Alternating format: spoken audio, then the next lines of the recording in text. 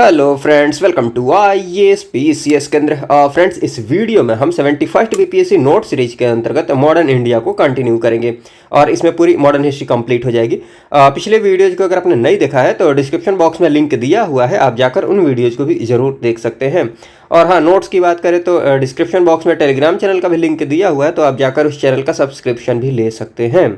चलिए बिना किसी देरी के इस वीडियो को हम शुरू करते हैं, एक एक करके सारी बातों को डिस्कस करते हैं। और हाँ, ये वीडियो चूंकि रिवीजन के पर्पज से बनाया गया है तो मैं इसमें उतना ही एक्सप्लेन करूंगा जितने की ज़रूरत है, ताकि वीडियो की लेंथ ज़्यादा लंबी नहीं हो। हाँ, उतना एक्सप्लेन जरूर कर दूंगा ताकि आपको कोई दिक्कत नहीं हो, कोई कन्फ्यूजन नहीं हो। उसके बाद आप आराम से रिवीजन करते हैं। वीडियो से रिवीजन करना है तो वीडियो से करते रहें, नोट से रिवीजन करना है तो नोट से करते रहें। चलिए बिना किसी देरी के इस वीडियो को हम शुरू करते हैं, एक एक करके सारी बातों को डिस्कस करते हैं।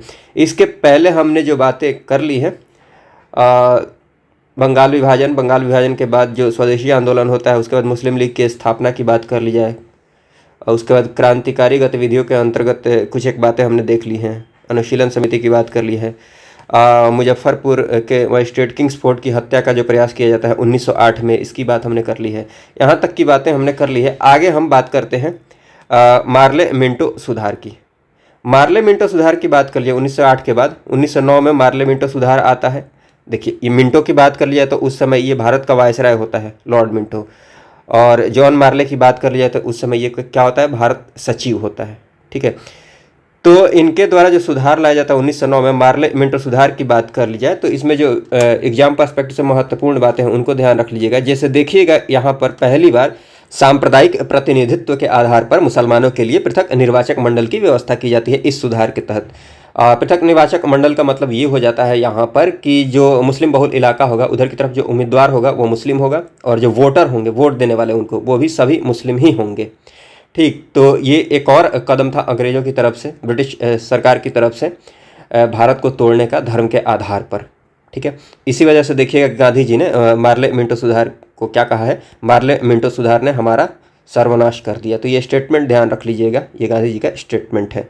इसके बाद देखिएगा कि इस सुधार के तहत वायसराय की जो कार्यकारी परिषद होती है, एग्जीक्यूटिव काउंसिल होती है, उसमें पहली बार किसी भारतीय को शामिल किया जाता है। उनका नाम क्या होता है? उनका नाम होता है एसपी सिन्हा, सत्येंद्र प्रसाद सिन्हा। तो ये इंपॉर्टेंट है एग्जाम पर्सपेक्टिव से, ये बात ध्यान रख लीजिएगा।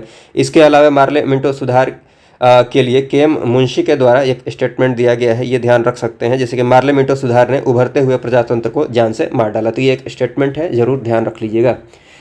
उसके बाद देखिएगा, हम पैरेलली जो क्रांतिकारी गतिविधियां हो रही हैं उनको भी देखते चल रहे हैं। तो अभी हम क्रांतिकारी गतिविधियों में बात करें तो बात आती है अंजुमन ए मोहिसबान वतन। लाहौर में इसकी स्थापना होती है। ये इसके संस्थापक होते हैं भगत सिंह के जो चाचा होते हैं अजीत सिंह, इनके द्वारा इसकी स्थापना की जाती है। और देखिएगा कि इनके द्वारा एक पत्र का प्रकाशन किया जाता है जिसका नाम होता है भारत माता। तो ये बात भी आप ध्यान रख लीजिएगा। क्रांतिकारी गतिविधियों के अंतर्गत अगली जो घटना देखेंगे, 1912 में दिल्ली में वायसराय हार्डिंग के काफिले पर बम फेंका जाता है, जिसमें वो बुरी तरह से घायल भी हो जाता है। और इस घटना को जो अंजाम दिया जाता है, इस घटना के मास्टरमाइंड होते हैं रास बिहारी बोस। तो ये नाम आप जरूर ध्यान रख लीजिएगा। हालांकि ये साबित नहीं किया जा सकता था, लेकिन इस घटना को अंजाम दिया गया था किनके द्वारा? रास बिहारी बोस के द्वारा। और सहयोगी के रूप में आप सचिंद्र नाथ सान्याल का भी नाम ध्यान रख सकते हैं। और इसकी बात कर लिया तो इसको दिल्ली या फिर दिल्ली लाहौर षड्यंत्र केस के नाम से भी जानते हैं, तो ये बात आप ध्यान रख लीजिएगा। और उसके बाद बात करें तो देखिए, स्वतंत्रता संग्राम की बात करें, लड़ाई की बात करें तो लड़ाई केवल अंदर से ही नहीं लड़ी जा रही थी। देश के बाहर भी जो स्वतंत्रता सेनानी थे, जो क्रांतिकारी थे, उनके द्वारा लड़ाई लड़ी जा रही थी। इसी क्रम में देखिएगा, फॉर एग्जांपल जैसे लंदन में कुछ एक क्रांतिकारी जो गतिविधियां थीं, उनके कुछ एक जो लीडर थे, जैसे श्यामजी कृष्ण वर्मा हो गए, वीडी सावरकर हो गए, मदन लाल ढींगरा हो गए, लाला हरदयाल हो गए। इसके अलावा आप देखिएगा कि जर्मनी से ये मैडम भीखाजी रुस्तम कामा। ठीक, तो बहुत सारी क्रांतिकारी गतिविधियों को अंजाम दिया जा रहा था देश के बाहर भी। तो यहाँ पर इसी क्रम में देखिएगा कि इंडियन होम रूल सोसाइटी की स्थापना होगी लंदन में 1905 में। हालांकि इसको मुझे पहले लिखना चाहिए था, लेकिन आप ध्यान रख लीजिएगा। ये आपको टाइम ध्यान रखना है। 1905 में इंडियन होम रूल सोसाइटी की स्थापना की जाती है। टाइम इसलिए ध्यान रखना है क्योंकि क्रम से सजाने को क्वेश्चन में दे दिया जाता है कि आप इनको कालानुक्रम से सजाएं। ठीक है, या फिर कालानुक्रम में कौन सा सही है, जिसमें से 4 ऑप्शन दिए हुए रहते हैं, उसमें आपको सही से सजाकर लिखना होता है। तो इंडियन होम रूल सोसाइटी की बात कर ली जाए, लंदन में 1905 में इसकी स्थापना की जाती है श्यामजी कृष्ण वर्मा के द्वारा। और श्यामजी कृष्ण वर्मा के द्वारा ही एक पत्र का प्रकाशन किया जाता है, द इंडियन सोशियोलॉजिस्ट। हालांकि इसकी बात हमने पहले भी कर ली है, तो ये बात भी आप ध्यान रख लीजिएगा। बाद में देखिएगा कि इंडियन होम रूल सोसाइटी का जो कार्यभार संभालेंगे वो होंगे वी डी सावरकर। और वी डी सावरकर का नाम आपने पहले ही सुन लिया है कि इनके द्वारा 1857 का जो स्वतंत्रता संग्राम नाम से पुस्तक लिखी गई है, ये किनके द्वारा लिखी गई है? वी डी सावरकर के द्वारा। और ये पुस्तक कहाँ पर लिखी गई है? यहीं पर लिखी गई है, ठीक है। तो ये बात भी आप ध्यान रख सकते हैं। और उसके बाद 1907 में देखिएगा कि अंतर्राष्ट्रीय समाजवादी कांग्रेस का जो आयोजन होगा 1907 में, कहाँ पर? जर्मनी के स्टुटगार्ट में। यहाँ पर मैडम भीखाजी रुस्तम कामा ये भाग लेंगी और इनके द्वारा राष्ट्रीय झंडे को फहराया जाता है, भारतीय राष्ट्रीय झंडे को। तो ये पहली भारतीय होंगी जिनके द्वारा राष्ट्रीय झंडे को फहराया जाएगा। और इनको मैडम भीखाजी कामा की बात कर लिया तो भारतीय क्रांति की माँ के नाम से भी जाना जाता है, तो ये बात ध्यान रख लीजिएगा। और ये दादा भाई जो नौरोजी होते हैं इनके निजी सचिव भी होती हैं, ठीक। बाकी ये जरूर ध्यान रख लीजिएगा, पहली भारतीय जिन्होंने राष्ट्रीय झंडे को फहराया था। और उसके बाद देखिएगा 1913 में अमेरिका के सैन फ्रांसिस्को में Hind Association of Pacific Coast की स्थापना होगी।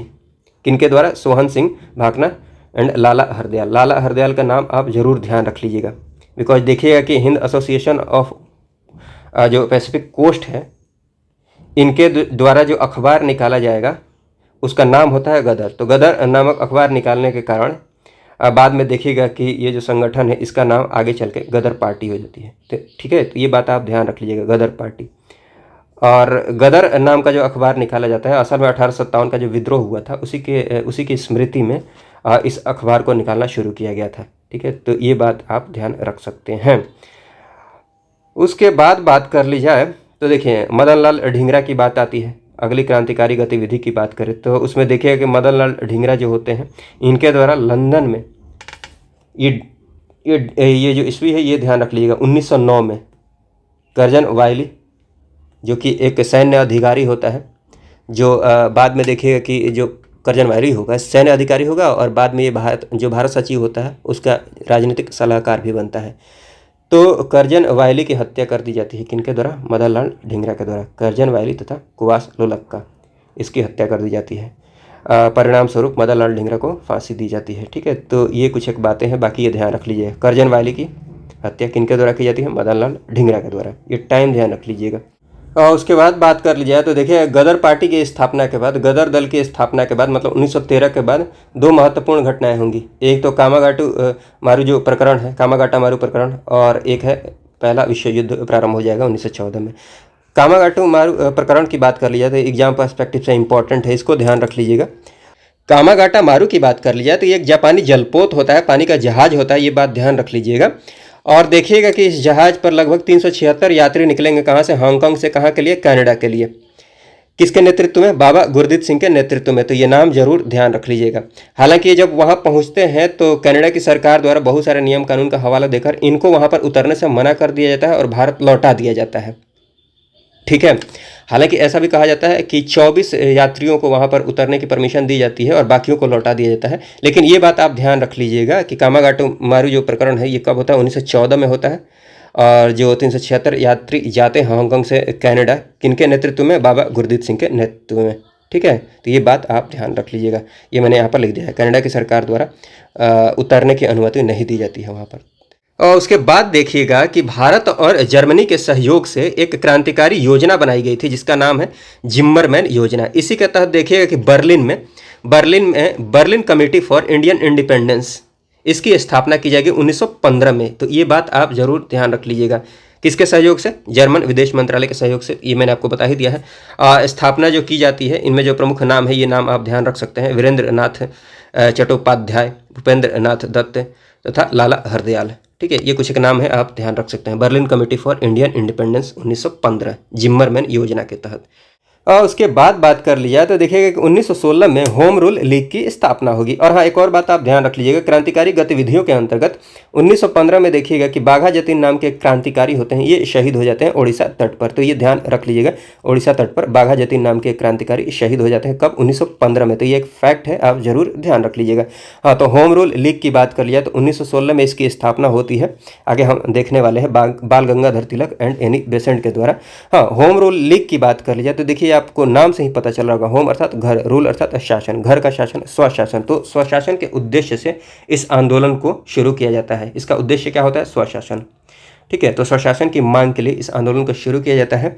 और जो आयरलैंड में होम रूल लीग होता है, उसी की तर्ज पर भारत में भी होम रूल लीग की स्थापना की जाती है, आयरलैंड के होम रूल लीग की तर्ज पर। तो ये बात भी आप ध्यान रख सकते हैं। इसके पीछे के जो कुछ एक फैक्टर्स होते हैं, जो कारक होते हैं जिसकी वजह से इस आंदोलन को शुरू किया जाता है, उसमें देखिएगा कि जो कुछ एक राष्ट्रवादी होते हैं, उनका विश्वास होता है कि ये इस आंदोलन के माध्यम से जो सरकार है, ब्रिटिश सरकार है, उसका ध्यान आकर्षित कर पाएंगे। तो राष्ट्रवादियों के एक वर्ग द्वारा सरकार का ध्यान आकर्षित करने हेतु इस आंदोलन को शुरू किया जाता है। इसके अलावा देखिएगा कि जो मार्लो मिंटो सुधार आया था, इससे मोह भंग हो जाता है कि सरकार इनके लिए कुछ काम नहीं करने वाली है। उल्टा देखिएगा कि मार्लो मिंटो सुधार में धर्म के आधार पर तोड़ने के प्रयास में एक और कदम आगे बढ़ाया गया था, जिसके तहत आप देखिएगा कि मुसलमानों के लिए अलग निर्वाचक मंडल की स्थापना की बात कही गई थी, व्यवस्था की बात कही गई थी। ठीक है, और उसके बाद देखिए कि पहला विश्व युद्ध हो जाएगा, जिसकी वजह से भारतीयों पर काफ़ी आर्थिक बोझ उत्पन्न हो जाएगा। युद्ध के बाद आपको पता है कि बहुत हानि होती है, तो ये एक कारक हो जाता है। फिर देखिएगा कि हाँ, बाल गंगाधर तिलक एंड जो एनी बेसेंट होती है, इनके जैसे योग्य नेतृत्व मिल जाता है, तो ये कुछ एक कारक में एक है। और उसके बाद देखिएगा कि पहला जो विश्व युद्ध होगा, पहले विश्व युद्ध में भारतीयों की परमिशन के बिना ही भारतीयों को पूरी तरह से युद्ध में झोंक दिया जाता है। ठीक, तो यहाँ से देखिएगा प्रथम विश्व युद्ध में ब्रिटेन की साम्राज्यवादी मंशा उजागर होकर आएगी। क्योंकि देखिएगा शुरुआत में देखिएगा तो कुछ एक जो भारतीय थे, इनको ये लग रहा था कि जो अंग्रेज हैं ये यहाँ पर डेवलपमेंट कर रहे हैं, विकास कर रहे हैं, लेकिन धीरे धीरे ये चीज़ें उजागर होंगी कि वो हमारा शोषण कर रहे हैं, साम्राज्यवादी मंशा से यहाँ पर वो आए हैं। ठीक है, हम पर रूल करने आए हैं। तो ये बात उजागर होती है प्रथम विश्व युद्ध में, ब्रिटेन की जो साम्राज्यवादी मंशा है ये उजागर होती है। तो ये कुछ एक कारक हैं, आप ध्यान रख सकते हैं। ये मैंने आपको बता ही दिया है कि इसका जो उद्देश्य होता है स्वशासन होता है। तो स्वशासन की अवधारणा से भारतीयों को परिचित कराना, भारतीयों में ये प्रचार करना इसका उद्देश्य होता है। तो ये बात ध्यान रख लीजिएगा। हाँ देखिए, होम रूल लीग की बात कर ली जाए तो इसकी स्थापना होती है, इधर की तरफ देखिए 1916 में, सबसे पहले 28 अप्रैल 1916 में पूना के बेलगांव में स्थापना होगी बाल गंगाधर तिलक के द्वारा। ठीक है, तो ये बात ध्यान रख लीजिएगा। इनका जो कार्य क्षेत्र होगा ये कर्नाटक हो जाएगा, महाराष्ट्र हो जाएगा, मध्य प्रांत, बरार, ये प्रमुख रूप से ये क्षेत्र होंगे। ठीक है, और देखिएगा कि बाल गंगाधर तिलक के द्वारा लीग के प्रचार के लिए जो समाचार पत्र जारी किए गए थे, ये मैंने आपको पहले ही बता दिया है, मराठा एंड केसरी। आप कमेंट बॉक्स में बताइएगा कि मराठा किस भाषा में जारी की जा रही थी और केसरी किस भाषा में। इसके बाद देखिएगा कि जो तिलक का होम रूल लीग है, इसके अध्यक्ष आप ध्यान रख सकते हैं जोसेफ बैप्टिस्टा होंगे। सचिव की बात कर ली जाए तो पहले ये कौन हो गए? एनसी केलकर। तो ये कुछ एक बातें हैं। उसके बाद देखिएगा कि एनी बेसेंट का जो होम रूल लीग था, एनी बेसेंट के द्वारा बाद में स्थापना की जाती है मद्रास में 1916 में, सितंबर 1916 में। इनका जो कार्य क्षेत्र होता है, तो जो तिलक का कार्य क्षेत्र होता है, इनको छोड़कर बाकी जो कार्य क्षेत्र होता है, शेष भारत जो होता है, ये एनी बेसेंट के अंतर्गत होता है। ठीक है, और एनी बेसेंट के होम रूल लीग के हेडक्वार्टर की बात कर ली जाए तो मद्रास होता है, मद्रास में अड्डिया है। तो ये बात आप ध्यान रख सकते हैं। बाकी इनके जो द्वारा जो पत्रिका निकाली जाती है, न्यू इंडिया, कॉमन हिल। ठीक, तो ये बात आप ध्यान रख लीजिएगा। उसके बाद देखिएगा एनी बेसेंट के सचिव की बात करें तो नाम ध्यान रख सकते हैं, जॉर्ज अरुंडेल।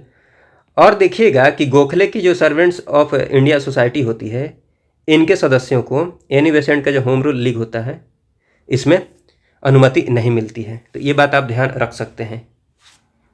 किनके सदस्य को? Servants of India society. ये किसकी है? गोखले की है। तो ये बात आप ध्यान रख लीजिएगा। और देखिएगा कि एनी बेसेंट का जो होम रूल लीग है, इससे संबंधित कुछ एक महत्वपूर्ण नाम है जो इनके सदस्य रहे, इनके नाम भी आप ध्यान रख सकते हैं। एग्जाम में ये पूछा गया है। BM वाडिया हो गए, S सुब्रमण्यम अय्यर हो गए। तो ये कुछ एक नाम है, ध्यान रख सकते हैं। बाकी देखिएगा कि बिहार की भी बात कर लेते हैं थोड़ी सी। बिहार में देखिएगा 16 दिसंबर 1916 को पटना में होम रूल लीग की स्थापना होगी, जिसके अध्यक्ष होंगे मौलाना मजहरुल हक। बिहार स्पेशल में ये सारी चीज़ें हम देख लेंगे। उसके बाद देखिएगा कुछ एक फैक्ट्स हैं। जैसे देखिएगा कि लीग की ताकत की बात करें कि होम रूल लीग की ताकत जो थी, ये एनी बेसेंट वाली लीग की ताकत ज़्यादा थी या फिर तिलक की? तो तिलक की जो होम रूल लीग थी, इसकी ताकत ज़्यादा थी एनी बेसेंट के मुकाबले। सदस्यों की संख्या की बात कर ली जाए तो ये देख ही रहे हैं, शेष भारत, पूरा भारत, मतलब ये एरिया छोड़कर शेष भारत एनी बेसेंट के हाथ में था। ठीक है, तो इनके पास सदस्यों की संख्या ज़्यादा थी, एनी बेसेंट के पास, तिलक के पास कम थी। तो ये कुछ एक बात है, आप ध्यान रख सकते हैं। इसके अलावा देखिएगा कि जी होम रूल लीग है, ये देखिएगा Akhil Bharatiya home rule league की बात कर लिया जाए तो 1920 में गांधी जी को अध्यक्ष बनाया जाता है। और ये जो होम रूल लीग है इसका नाम परिवर्तित करके क्या कर दिया जाता है, स्वराज सभा कर दिया जाता है, और इसका विलय कर दिया जाता है इंडियन नेशनल कांग्रेस में, INC में। ठीक है, तो ये बात आप ध्यान रख सकते हैं। उसके बाद चलिए बात कर लेते हैं, उसके बाद बात करते हैं कांग्रेस का जो लखनऊ अधिवेशन होता है 1916 में, ये इंपॉर्टेंट हो जाता है। किसकी अध्यक्षता में? अंबिका चरण मजूमदार की अध्यक्षता में। ये बात हमने पहले ही कर ली है। यहाँ पर जो महत्वपूर्ण काम होंगे ये इंपॉर्टेंट है। देखिएगा कि जो गरम दल 1907 में जो विभाजन हुआ था, गरम दल नरम दल अलग हुए थे। यहाँ पर देखिएगा कि जो गरम दल है उनका पुनः प्रवेश हो जाएगा INC में, कांग्रेस में। तो गरम दल का कांग्रेस में पुनः प्रवेश होगा किनके प्रयास से? तिलक एंड एनी बेसेंट, ये नाम जरूर ध्यान रख लीजिएगा, इनके द्वारा होम रूल लीग की स्थापना की गई थी। ठीक है, ये कब होता है? देखिएगा जो उदारवादी नेता होते हैं गोपाल कृष्ण गोखले एंड जो फिरोज शाह मेहता होते हैं, इनकी मृत्यु के बाद, ठीक है, ये सब काम होता है। ये जो कांग्रेस का लखनऊ अधिवेशन होता है 1916 में, और जिसमें गरम दल की पुनः एंट्री होती है। और उसके बाद देखिएगा कि इसी अधिवेशन के दौरान एक और महत्वपूर्ण काम होगा। कांग्रेस एंड जो मुस्लिम लीग होती है इनके बीच समझौता हो जाता है। किस शर्त पर? कांग्रेस के द्वारा जो पृथक निर्वाचन व्यवस्था होती है इसको एक्सेप्ट कर लिया जाता है। कांग्रेस के द्वारा जो पृथक निर्वाचन व्यवस्था होती है, जो आपने मार्ले मिंटो सुधार के अंतर्गत देखा, तो कांग्रेस के द्वारा इस व्यवस्था को एक्सेप्ट कर लिया जाता है। और यहाँ से इस बात को आप समझ सकते हैं, जब एक्सेप्ट कर लिया जाएगा तो आप खुद सोचिए कि पृथक निर्वाचक मंडल अर्थात जो मुस्लिम बहुल क्षेत्र है वहाँ पर उम्मीदवार कौन होंगे? मुस्लिम होंगे, और जो वोटर होंगे, वोट देने वाले जो होंगे वो भी मुस्लिम ही होंगे। तो आप देख रहे हैं देश के अंदर ही दो धड़े बन जा रही हैं, एक मुसलमानों का, एक बाकी जो धर्म है मुख्यतः हिंदुओं का।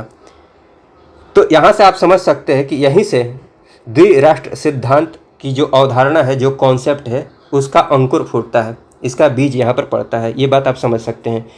उसके बाद यहाँ से इसमें सकारात्मक बात ये निकल कर आती है कि जो अल्पसंख्यक होते हैं, मतलब उस टाइम में अगर मुसलमानों की बात कर लिया, यहाँ पर विशेष रूप से मुसलमानों की ही बात की जा रही है, तो अल्पसंख्यकों के मन से हिंदुओं का भय जो होता है ये दूर हो जाता है। ठीक है, और भारतीयों में एकता की एक नई भावना उभर कर सामने आती है, एकता की एक नई भावना का जन्म होता है।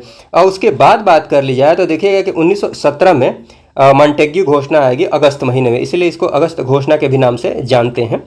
इसका जो मुख्य उद्देश्य होता है प्रशासन में भारतीयों की भागीदारी को बढ़ाना। भारतीयों की भागीदारी को बढ़ाने के उद्देश्य से इस घोषणा को लाया जाता है, और भारतीयों की भागीदारी को बढ़ाना, उसके बाद उत्तरदायी सरकार की स्थापना करना, लेकिन ब्रिटिश साम्राज्य के ही अधीन, ब्रिटिश साम्राज्य के अभिन्न अंग के ही रूप में। ठीक, उत्तरदायी का मतलब मैं आपको समझाने की कोशिश करता हूँ। जैसे आजकल का आप शासन देख रहे होंगे, जैसे कोई भी काम होता है तो सरकार को जवाब देना पड़ता है, सदन में जो सदस्य होते हैं उनको जवाब देना पड़ता है, वो रिस्पॉन्सिबल है, अकाउंटेबल है किसी भी काम के लिए। ठीक है, तो इसको बोलते हैं उत्तरदायी। तो प्रशासन में भारतीयों की भागीदारी को बढ़ाना इसका उद्देश्य होता है। ठीक, ये मैंने यहाँ पर लिख दिया है, प्रशासन में भारतीयों की भागीदारी को बढ़ाना और उत्तरदायी सरकार की स्थापना करना। और एक और ये बात भी आप ध्यान रख सकते हैं, साथ ही साथ भारत में जो स्वशासी संस्था है, ऑटोनोमस संस्था है, इसका विकास हो सके, ये इस घोषणा का उद्देश्य होता है। तो यहाँ पर देखिएगा, चूँकि ये उत्तरदायी सरकार की स्थापना की बात तो इस घोषणा में की गई है, लेकिन ब्रिटिश साम्राज्य के ही अधीन, ब्रिटिश साम्राज्य के अभिन्न अंग के रूप में, इसीलिए बाल गंगाधर तिलक के द्वारा इसके लिए सूर्य विहीन उषा काल का प्रयोग किया गया है। सूर्य विहीन उषा काल मतलब सूर्य के बिना सवेरा। ठीक, तो ये जो स्टेटमेंट है ध्यान रख लीजिएगा, किनका स्टेटमेंट है? बाल गंगाधर तिलक का। चलिए, मॉन्टेग्यू घोषणा के बाद हम बात करते हैं। वही मॉन्टेग्यू घोषणा जो है ना, ये मॉन्टेग्यू चेम्सफोर्ड जो सुधार है उसका आधार बनेगा। यहाँ पर देखिएगा, ये इसको भारत शासन अधिनियम 1919 के नाम से भी जाना जाता है। रिपोर्ट की बात कर ली जाए तो रिपोर्ट दी जाती है 1918 में, और अधिनियम जो बनकर तैयार होता है 1919 में, लागू 1921 में। तो ये सब याद रखने की ज़रूरत नहीं है, ये ध्यान रख लीजिएगा, भारत शासन अधिनियम 1919। और ये इसके लिए जो आधार होता है वो होता है मॉन्टेग्यू घोषणा 1917। इसी के आधार पर ये अधिनियम आता है। और इस अधिनियम में देखिएगा कि पहली बार उत्तरदायी शासन शब्द का प्रयोग किया जाएगा, जो मैंने आपको वहाँ पर दिखाया है, रिस्पॉन्सिबल गवर्नमेंट। हाँ, उसके बाद देखिएगा कि इस अधिनियम के अंतर्गत प्रांतों में द्वैध शासन की शुरुआत की जाएगी। मतलब प्रांतीय जो विषय होंगे उनको दो भागों में बांट दिया गया। द्वैध शासन मतलब दो तरह का शासन वहाँ पर देखिएगा। प्रांतीय विषय को दो भागों में बांटा गया है, एक तो आरक्षित, एक हस्तांतरित। देखिए, आरक्षित एंड हस्तांतरित के बारे में बात करें तो मैंने आपको शुरू में ही समझा दिया है जब आपने प्लासी का युद्ध देखा था, बक्सर का युद्ध देखा था उस टाइम। हालांकि चलिए एक बार मैं आपको फिर से समझा देता हूँ। आरक्षित विषय की बात कर ली जाए तो देखिएगा कि जितने भी महत्वपूर्ण विषय थे, जैसे कि वित्त से संबंधित हो गया, भू राजस्व की बात कर ले, कानून व्यवस्था की बात करें, खनिज संसाधन आदि जितने भी महत्वपूर्ण विभाग थे, ये आरक्षित विषय के अंतर्गत आते थे। और इस पर नियंत्रण किसका था? गवर्नर का। गवर्नर और उसकी जो कार्यकारी परिषद थी, ठीक, उनका नियंत्रण था। गवर्नर जो था वो अपनी कार्यकारी परिषद की सलाह से इस पर शासन करता था। आरक्षित जो विषय थे ये सब, ठीक है।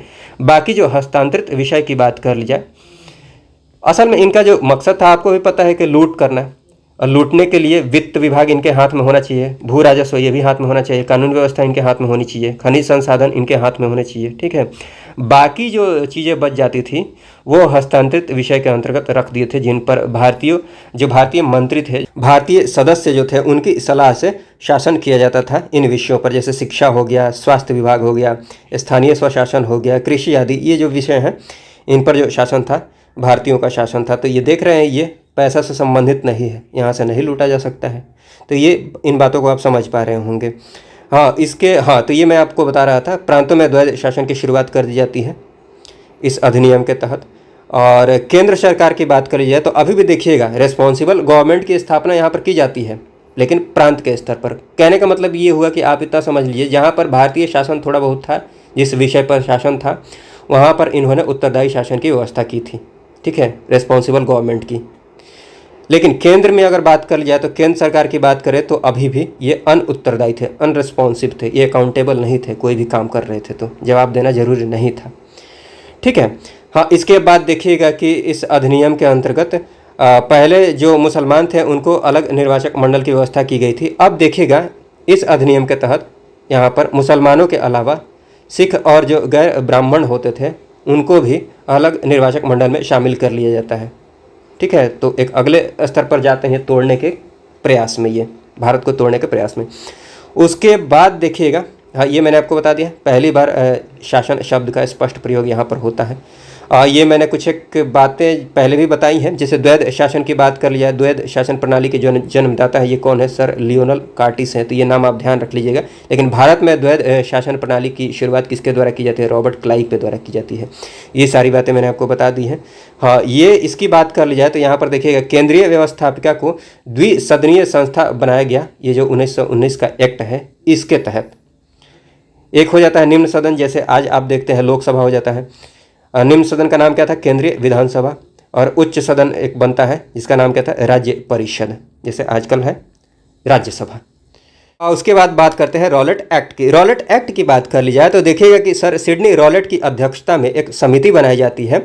इस समिति की सिफारिशों के आधार पर ही एक एक्ट पास किया जाता है जिसका नाम होता है the anarchical and revolutionary crimes act 1919। इसी को आप रॉलेट एक्ट के नाम से जानते हैं, because of sir Sydney Rowlatt. इसी के नाम पर इस एक्ट को रॉलेट एक्ट के नाम से जाना जाता है। इस एक्ट का जो उद्देश्य होता है वैयक्तिक स्वतंत्रता को सीमित करना, इंडिविजुअल लिबर्टी को सीमित करना। इसीलिए इसको देखिएगा कि बिना वकील, बिना अपील एंड बिना दलील का कानून कहा गया है, क्योंकि इस एक्ट के तहत बिना मुकदमा चलाए किसी को भी जेल में बंद कर दिया जाता था। और इस एक्ट के विरोध में देखिएगा कि स्वामी श्रद्धानंद के द्वारा लगान नहीं देने का सुझाव दिया जाता है। तो ये नाम इंपॉर्टेंट है, इसलिए ये बात आप ज़रूर ध्यान रख सकते हैं। इनके बारे में मैंने आपको पहले ही बता दिया है। चलिए उसके बाद हम बात करते हैं महात्मा गांधी। महात्मा गांधी की बात कर ली जाए तो इनकी जो बेसिक बातें हैं कि इनका जन्म कब हुआ था, कहाँ हुआ था, तो ये सारी बातें बहुत इंपॉर्टेंट नहीं है। जो इम्पॉर्टेंट है वो सारी बातें हम देख लेते हैं। इन्होंने जो वकालत की कहाँ से की? इंग्लैंड से की। ये देखिएगा कि मुकदमा लड़ने ये जाएंगे दक्षिण अफ्रीका। किनका मुकदमा लड़ने जाएंगे? एक गुजराती व्यापारी होते दादा अब्दुल्ला, इनका मुकदमा लड़ने जाते हैं ये अफ्रीका। और उसके बाद देखिएगा कि दक्षिण अफ्रीका में ही इनके द्वारा बहुत सारे काम किए जाते हैं। जैसे देखिएगा 1894 में नटाल जगह है, वहाँ पर नटाल इंडियन कांग्रेस की स्थापना की जाएगी। 1903 में देखिएगा कि इंडियन ओपिनियन नामक समाचार पत्र का प्रकाशन शुरू किया जाएगा। इसके बारे में मैंने आपको पहले ही बता दिया है। और उसके बाद देखिएगा कि 1904 में दक्षिण अफ्रीका में ही डरबन में फिनिक्स आश्रम की स्थापना की जाएगी। तो ये सब क्रम से आप ज़रूर ध्यान रख लीजिएगा। उसके बाद देखिएगा 1906 में जो पंजीकरण प्रमाण पत्र था उसके विरुद्ध सत्याग्रह किया जाता है इनके द्वारा। ये पंजीकरण प्रमाण पत्र क्या है भाई? तो असल में जो साउथ अफ्रीका की सरकार थी, ब्रिटिश सरकार, गोरी जो सरकार थी, उनके द्वारा जो भारतीयों का जो अंगूठा था, अंगूठे का जो निशान था, तो निशान वाला जो प्रमाण पत्र होता था ना, उनको हर समय अपने पास रखना अनिवार्य कर दिया गया था। ठीक है, तो उसी के विरुद्ध ये सत्याग्रह शुरू किया गया था। तो बाकी ये नाम ध्यान रख लीजिएगा, पंजीकरण प्रमाण पत्र के विरुद्ध सत्याग्रह। उसके बाद 1910 में देखिएगा कि दक्षिण अफ्रीका के जोहान्सबर्ग में टॉल्स्टॉय फार्म की स्थापना की जाएगी। उसके बाद देखिएगा कि दक्षिण अफ्रीका में ही पोल टैक्स, ये मैं आपको थोड़ा समझा देता हूँ। पोल टैक्स असल में एक तरह का टैक्स था जो किसी भी व्यक्ति से, मतलब उसकी आय या फिर उसके पास संसाधन है या नहीं है, इसकी परवाह किए बिना सभी से एक निश्चित राशि ली जाती थी टैक्स के रूप में। इसी को पोल टैक्स कहा गया है। तो पोल टैक्स तथा जो भारतीय विवाह थे, भारतीय विवाह को अप्रमाणित करने के विरुद्ध अभियान चलाया गया गांधी जी के द्वारा। पोल टैक्स के विरुद्ध तथा भारतीय विवाह को क्या कर दिया गया था? अप्रमाणित कर दिया गया था। क्यों? क्योंकि बहुत सारे विवाह थे ना, वो ईसाई पद्धति से नहीं हुए थे तथा उनका पंजीकरण नहीं हुआ था, इसीलिए उनका जो विवाह था उनको अवैध घोषित कर दिया गया था। ठीक है, तो पोल टैक्स तथा भारतीय जो विवाह थे उनको अप्रमाणित करने के विरुद्ध अभियान चलाया गया इनके द्वारा। उसके बाद गांधी जी से संबंधित कुछ एक बातों में देखिएगा, गांधी जी की जो सत्याग्रह की तकनीक थी, तकनीक की बात कर ली जाए तो सत्याग्रह जो है ये सत्य एवं अहिंसा के सिद्धांत पर आधारित है। और सत्याग्रही की बात कर ली जाए तो ये हमेशा सच्चे होते हैं, अहिंसक होते हैं, निडर होते हैं, ये इनकी तकनीक। उसके बाद देखिएगा कि सत्याग्रही जो होते हैं बुराई के विरुद्ध संघर्ष के समय यातना सहने की शक्ति रखते हैं, यातना सहने की इनमें सामर्थ्य होता है। ठीक है, बुराई के विरुद्ध। उसके बाद देखिएगा कि बुराई करने वाले जो लोग होते हैं उनसे ये बैर नहीं करते हैं, अनुराग रखते हैं, प्रेम रखते हैं, घृणा या फिर द्वेष नहीं रखते हैं, ये इनकी तकनीक है। उसके बाद देखिएगा कि बुराई के सामने कभी भी सिर नहीं झुकाते हैं, ये बात है। और उसके बाद देखिएगा कि सत्याग्रह जो है ना वो कायर और दुर्बल लोगों के लिए नहीं है, ये गांधी जी के द्वारा कहा गया है। जो कायर और दुर्बल लोग हैं ये सत्याग्रह के रास्ते पर नहीं चल सकते हैं। उसके बाद चलिए, हाँ, गांधी जी की ये तो सत्याग्रह की तकनीक हो गई। गांधी जी भारत कब लौटते हैं? भारत लौटते हैं ये 9 जनवरी 1915 को। बम्बई ये पहुँचेंगे, बम्बई के अपोलो बंदरगाह। ठीक, तो ये बात आप ध्यान रख सकते हैं। गांधी जी के जो प्रेरणा स्रोत हैं ये थोरो से इंस्पायर थे, रस्किन से इंस्पायर थे, टॉल्स्टॉय से इंस्पायर थे। तो ये कुछ एक नाम है, आप ज़रूर ध्यान रख लीजिएगा। थोरो से बात कर लीजिए तो बेसिकली ये जो सविनय अवज्ञा है और जो करबंदी है, ठीक, तो सविनय अवज्ञा और करबंदी की प्रेरणा इनको थोरो से मिली। रस्किन से इनको शारीरिक परिश्रम का आदर किया जाना, शारीरिक जो परिश्रम किया जा रहा है उनकी रेस्पेक्ट करना, इसकी प्रेरणा रस्किन से। और ईश्वर का राज हमारे भीतर है, हमारे अंदर है, ये बात इनको कहाँ से पता चली थी, मतलब ये इसकी प्रेरणा इनको कहाँ से मिली थी? टॉल्स्टॉय से। तो ये कुछ एक बातें हैं। उसके बाद देखिएगा कि जो गांधी जी के राजनीतिक गुरु थे वो थे गोपाल कृष्ण गोखले, ये बात आप जरूर ध्यान रख लीजिएगा। और गोपाल कृष्ण गोखले के जो गुरु थे ये थे महादेव गोविंद रानाडे। ठीक है, तो ये बात आप ध्यान रख लीजिएगा। और उसके बाद साउथ अफ्रीका में एक और घटना घटती है, इसको भी आप ध्यान रख लीजिएगा।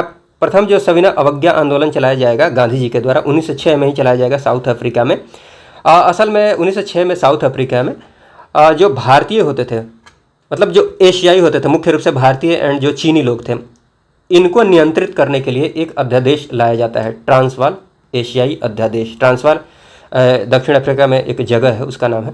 तो ट्रांसवाल एशियाई अध्यादेश लाया जाता है, इसी के विरोध में ये सविनय अवज्ञा चलाया जाता है 1906 में। तो ये बात आप ध्यान रख लीजिएगा। चलिए उसके बाद भारत में देखते हैं। भारत में बात कर ली जाए तो 1917 में आप देखिएगा कि गांधी जी के द्वारा पहला सविनय अवज्ञा आंदोलन चलाया जाएगा 1917 में, चंपारण सत्याग्रह, भारत में पहला सविनय अवज्ञा। ठीक है, ये बात आप ध्यान रख लीजिएगा। किन के कहने पर ये चंपारण पहुंचते हैं? तो आप देखिएगा कि लखनऊ अधिवेशन जो होता है 1916 में, वहाँ पर होते हैं राजकुमार शुक्ल, उन्हीं के आग्रह पर ये चंपारण पहुँचते हैं। और यहाँ पर 3 कठिया जो पद्धति होती है कि 20 कट्ठे में 3 कट्ठे पर नील की खेती करना अनिवार्य था, इस पद्धति को लेकर ये विद्रोह हो रहा था, इसी को लेकर ये सविनय अवज्ञा आंदोलन को शुरू किया गया था। और इसमें ये सफल भी होते हैं। तो इस तरह से ये पहला इनका सफल सत्याग्रह होता है। और ब्रिटिश जो नीलहे होते हैं, अर्थात जो नील की खेती करवाते थे, उनके द्वारा उन्होंने जो वसूला था इनसे, तो वसूली का लगभग 25% वापस करने पर इनको तैयार कर लिया जाता है कि ये किसानों को 25% वापस करेंगे जो भी वसूले हैं। ठीक, तो ये चंपारण सत्याग्रह आप समझ गए होंगे, ये एक किसान आंदोलन था। इसके बाद देखिएगा कि एक मजदूर आंदोलन को ये लीड करेंगे अहमदाबाद में। अहमदाबाद मिल हड़ताल। अहमदाबाद मिल हड़ताल की बात कर ली जाए, 1918 में ये हड़ताल की जाती है और ये महात्मा गांधी जी के द्वारा पहला भूख हड़ताल था। तो ये बात भी आप जरूर ध्यान रख लीजिएगा, अहमदाबाद मिल हड़ताल गांधी जी का पहला भूख हड़ताल था। इसमें मांग थी कि देखिए, उस समय जो महामारी फैली हुई थी जिसका नाम था प्लेग, तो प्लेग की वजह से लोग जो है वो काम करना नहीं छोड़ दें, मतलब शहरों से अपने घर नहीं चले जाए, तो उनको वहाँ पर रखे रहने के लिए, ताकि वो काम करें, उनको बोनस दिया जाता था। 80% तक भी बोनस दे दिया जाता था। लेकिन बाद में देखिएगा कि इनको बोनस नहीं दिया जाता है, तो 35% बोनस की मांग पर ये आंदोलन शुरू होता, ये हड़ताल शुरू होता है और इसमें सफलता अंततः मिलती है महात्मा गांधी जी को। और देखिएगा कि एक बड़े उद्योगपति होते हैं अम्बालाल साराभाई, उनकी बहन होती है अनुसुईया बेन, तो इनका बड़ा सक्रिय योगदान होता है इस अहमदाबाद मिल हड़ताल के अंतर्गत। तो ये बात भी आप ध्यान रख सकते हैं। ये मैंने आपको बता ही दिया है कि एक मजदूर आंदोलन होता है। उसके बाद गांधी जी के द्वारा देखिएगा गुजरात में 1918 में ही खेड़ा सत्याग्रह होगा। खेड़ा सत्याग्रह की बात कर ली जाए कि अकाल के बावजूद भी, भीषण अकाल आया था, उसके बावजूद भी लगान में कोई भी माफ़ी नहीं दी गई थी। तो लगान में माफ़ी नहीं दी जाने की वजह से ये सत्याग्रह शुरू होता है और गांधी जी को इसमें भी सफलता मिलती है। और ये आप समझ गए होंगे कि ये भी एक किसान आंदोलन था। ठीक है, उसके बाद गांधी जी से संबंधित कुछ एक और महत्वपूर्ण बातों में आप देख सकते हैं, जैसे कि महात्मा गांधी जी के जो सचिव थे महादेव देसाई थे। नोआखाली काल में जब देखिएगा भीषण दंगे हो रहे होते हैं, जब ये बंगाल जाते हैं, तो नोआखाली काल जगह है, तो नोआखाली काल में आप देखिएगा कि इनके सचिव कौन होते हैं, प्यारेलाल होते हैं। चंपारण सत्याग्रह का विरोध किनके द्वारा किया गया, ये बात आप ध्यान रख सकते हैं, एन जी रंगा होते हैं।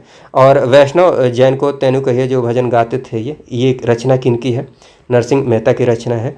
और गांधी जी की बात करें तो देखिए, गांधी जी रस्किन की पुस्तक जो थी अनटू दिस लास्ट, इससे काफ़ी प्रभावित थे, सबसे ज़्यादा प्रभावित है अनटू दिस लास्ट से। तो ये बात भी आप ध्यान रख लीजिएगा। और उसके बाद देखिएगा, हाँ ये बात आप ध्यान रख सकते हैं कि आखिर गांधी जी को ट्रेन से धक्के देकर कब उतार दिया गया था। 1893 में, ये जब अफ्रीका में थे उसी समय में।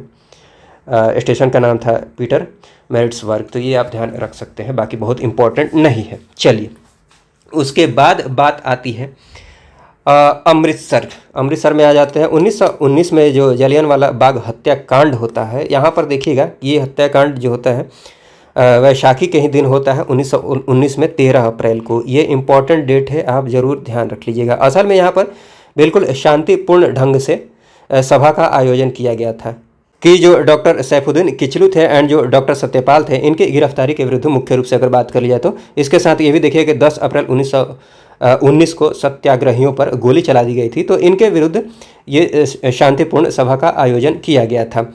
इसी क्रम में देखिएगा कि जो जनरल डायर होता है उसके द्वारा गोली चलाने का आदेश दे दिया जाता है, जो मजिस्ट्रेट होता है, ठीक, जिसमें लगभग हजारों लोग मारे जाते हैं।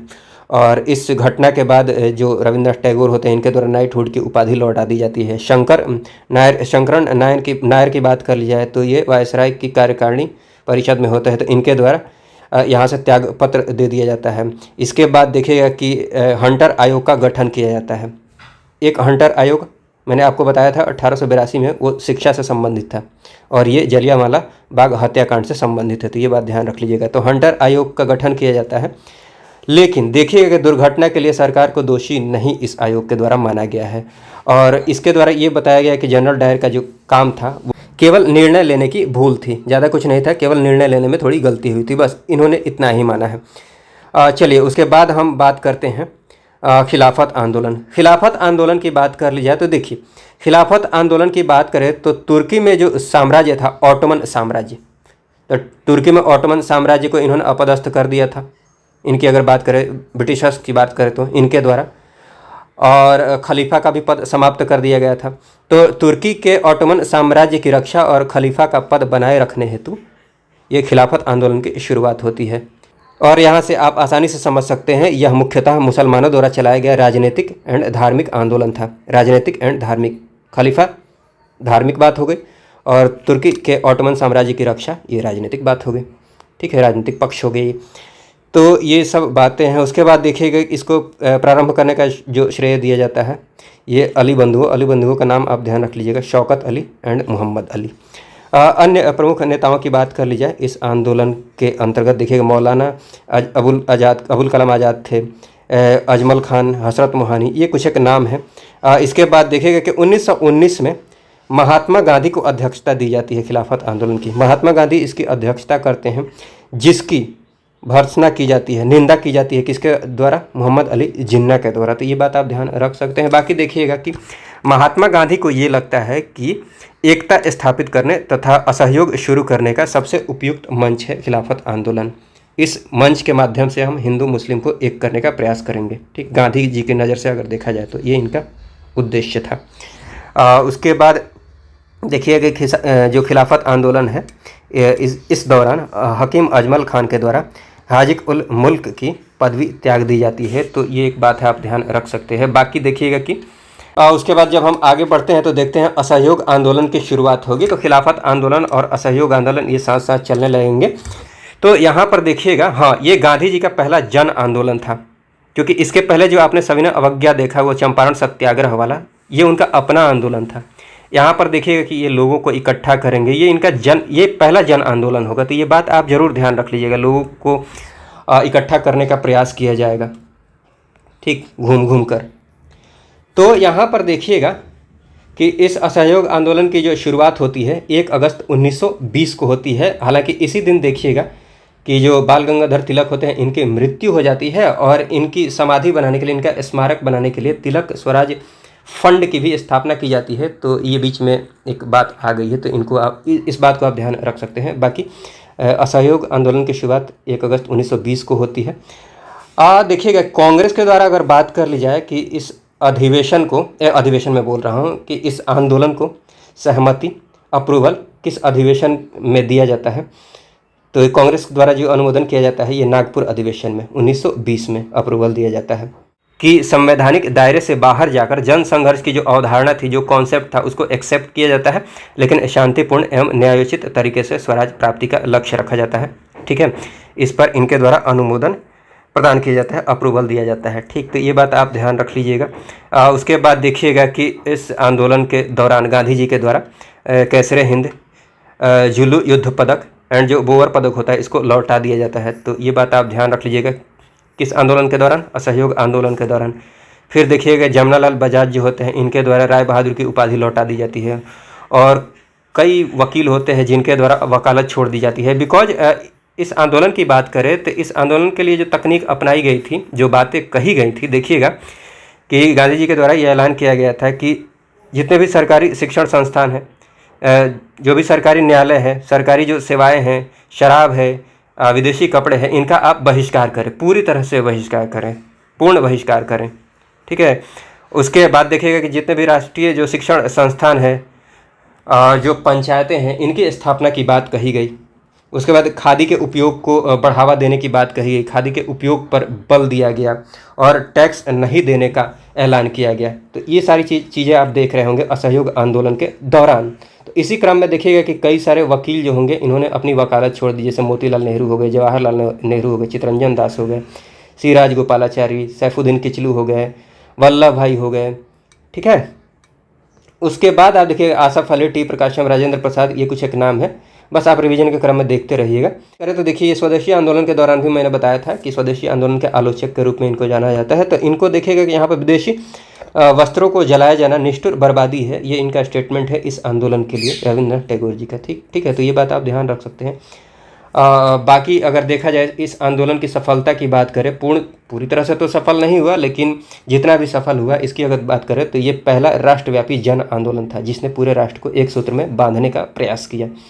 ठीक है, जिसमें देखिएगा कि लगभग हर वर्ग की भागीदारी दिखेगी, कृषक वर्ग दिखेंगे, शहरों से लोग दिखेंगे, ग्रामीण या फिर जो दस्तकार हैं, बुद्धिजीवी लोग दिखेंगे, छात्र, गरीब, वृद्ध, बच्चे, व्यापारी, पुरुष, महिला आदि। ये मतलब लगभग हर वर्ग से आपको भागीदारी देखने को मिलेंगी। मुसलमानों की भी भागीदारी होती है बिकॉज ऑफ खिलाफत आंदोलन। ठीक, तकनीक के बारे में मैंने आपको बता ही दिया है। चलिए, ये सारी बातें हैं। और उसके बाद देखिएगा कि 1922 में चौरी चौरा कांड हो जाता है, इसी असहयोग आंदोलन के दौरान ही। असल में सिपाहियों के द्वारा जो आंदोलनकारी होते हैं उन पर गोलियां चला दी जाती है, जिसके परिणाम स्वरूप 22 सिपाहियों को थाने के अंदर ही बंद करके जला दिया जाता है। ये घटना है 5 फरवरी 1922 की। चौरी चौरा की बात कर लीजिए तो ये गोरखपुर जिले में पड़ता है।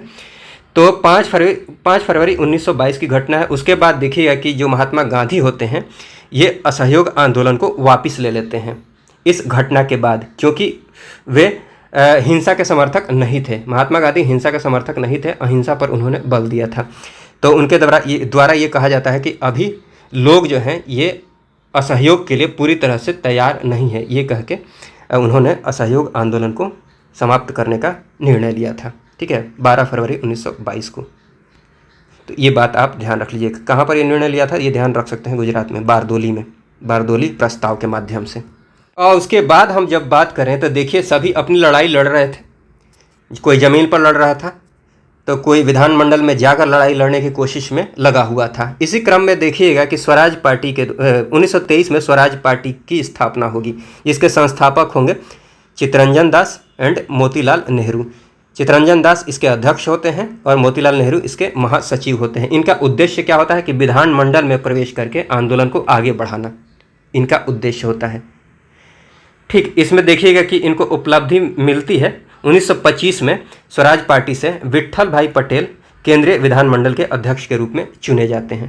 ठीक है, और उसके बाद उपलब्धि में देख सकते हैं कि 1928 में पब्लिक सेफ्टी बिल पर सरकार की पराजय होती है। पब्लिक सेफ्टी बिल की बात कर ली जाए तो इसको आप ये रॉलेट एक्ट है ना, उसी के जैसा समझ सकते हैं। इस बिल को भी इसलिए लाया गया था ताकि जो लोग हैं, लोग कोई भी गतिविधि करते हैं तो उनको संदेह के नाम पर ही उनको हिरासत में ले लिया जाए बिना किसी मुकदमा को चलाए। ठीक है, तो पब्लिक सेफ्टी बिल जो लाया जाता है इस पर सरकार की पराजय हो जाती है।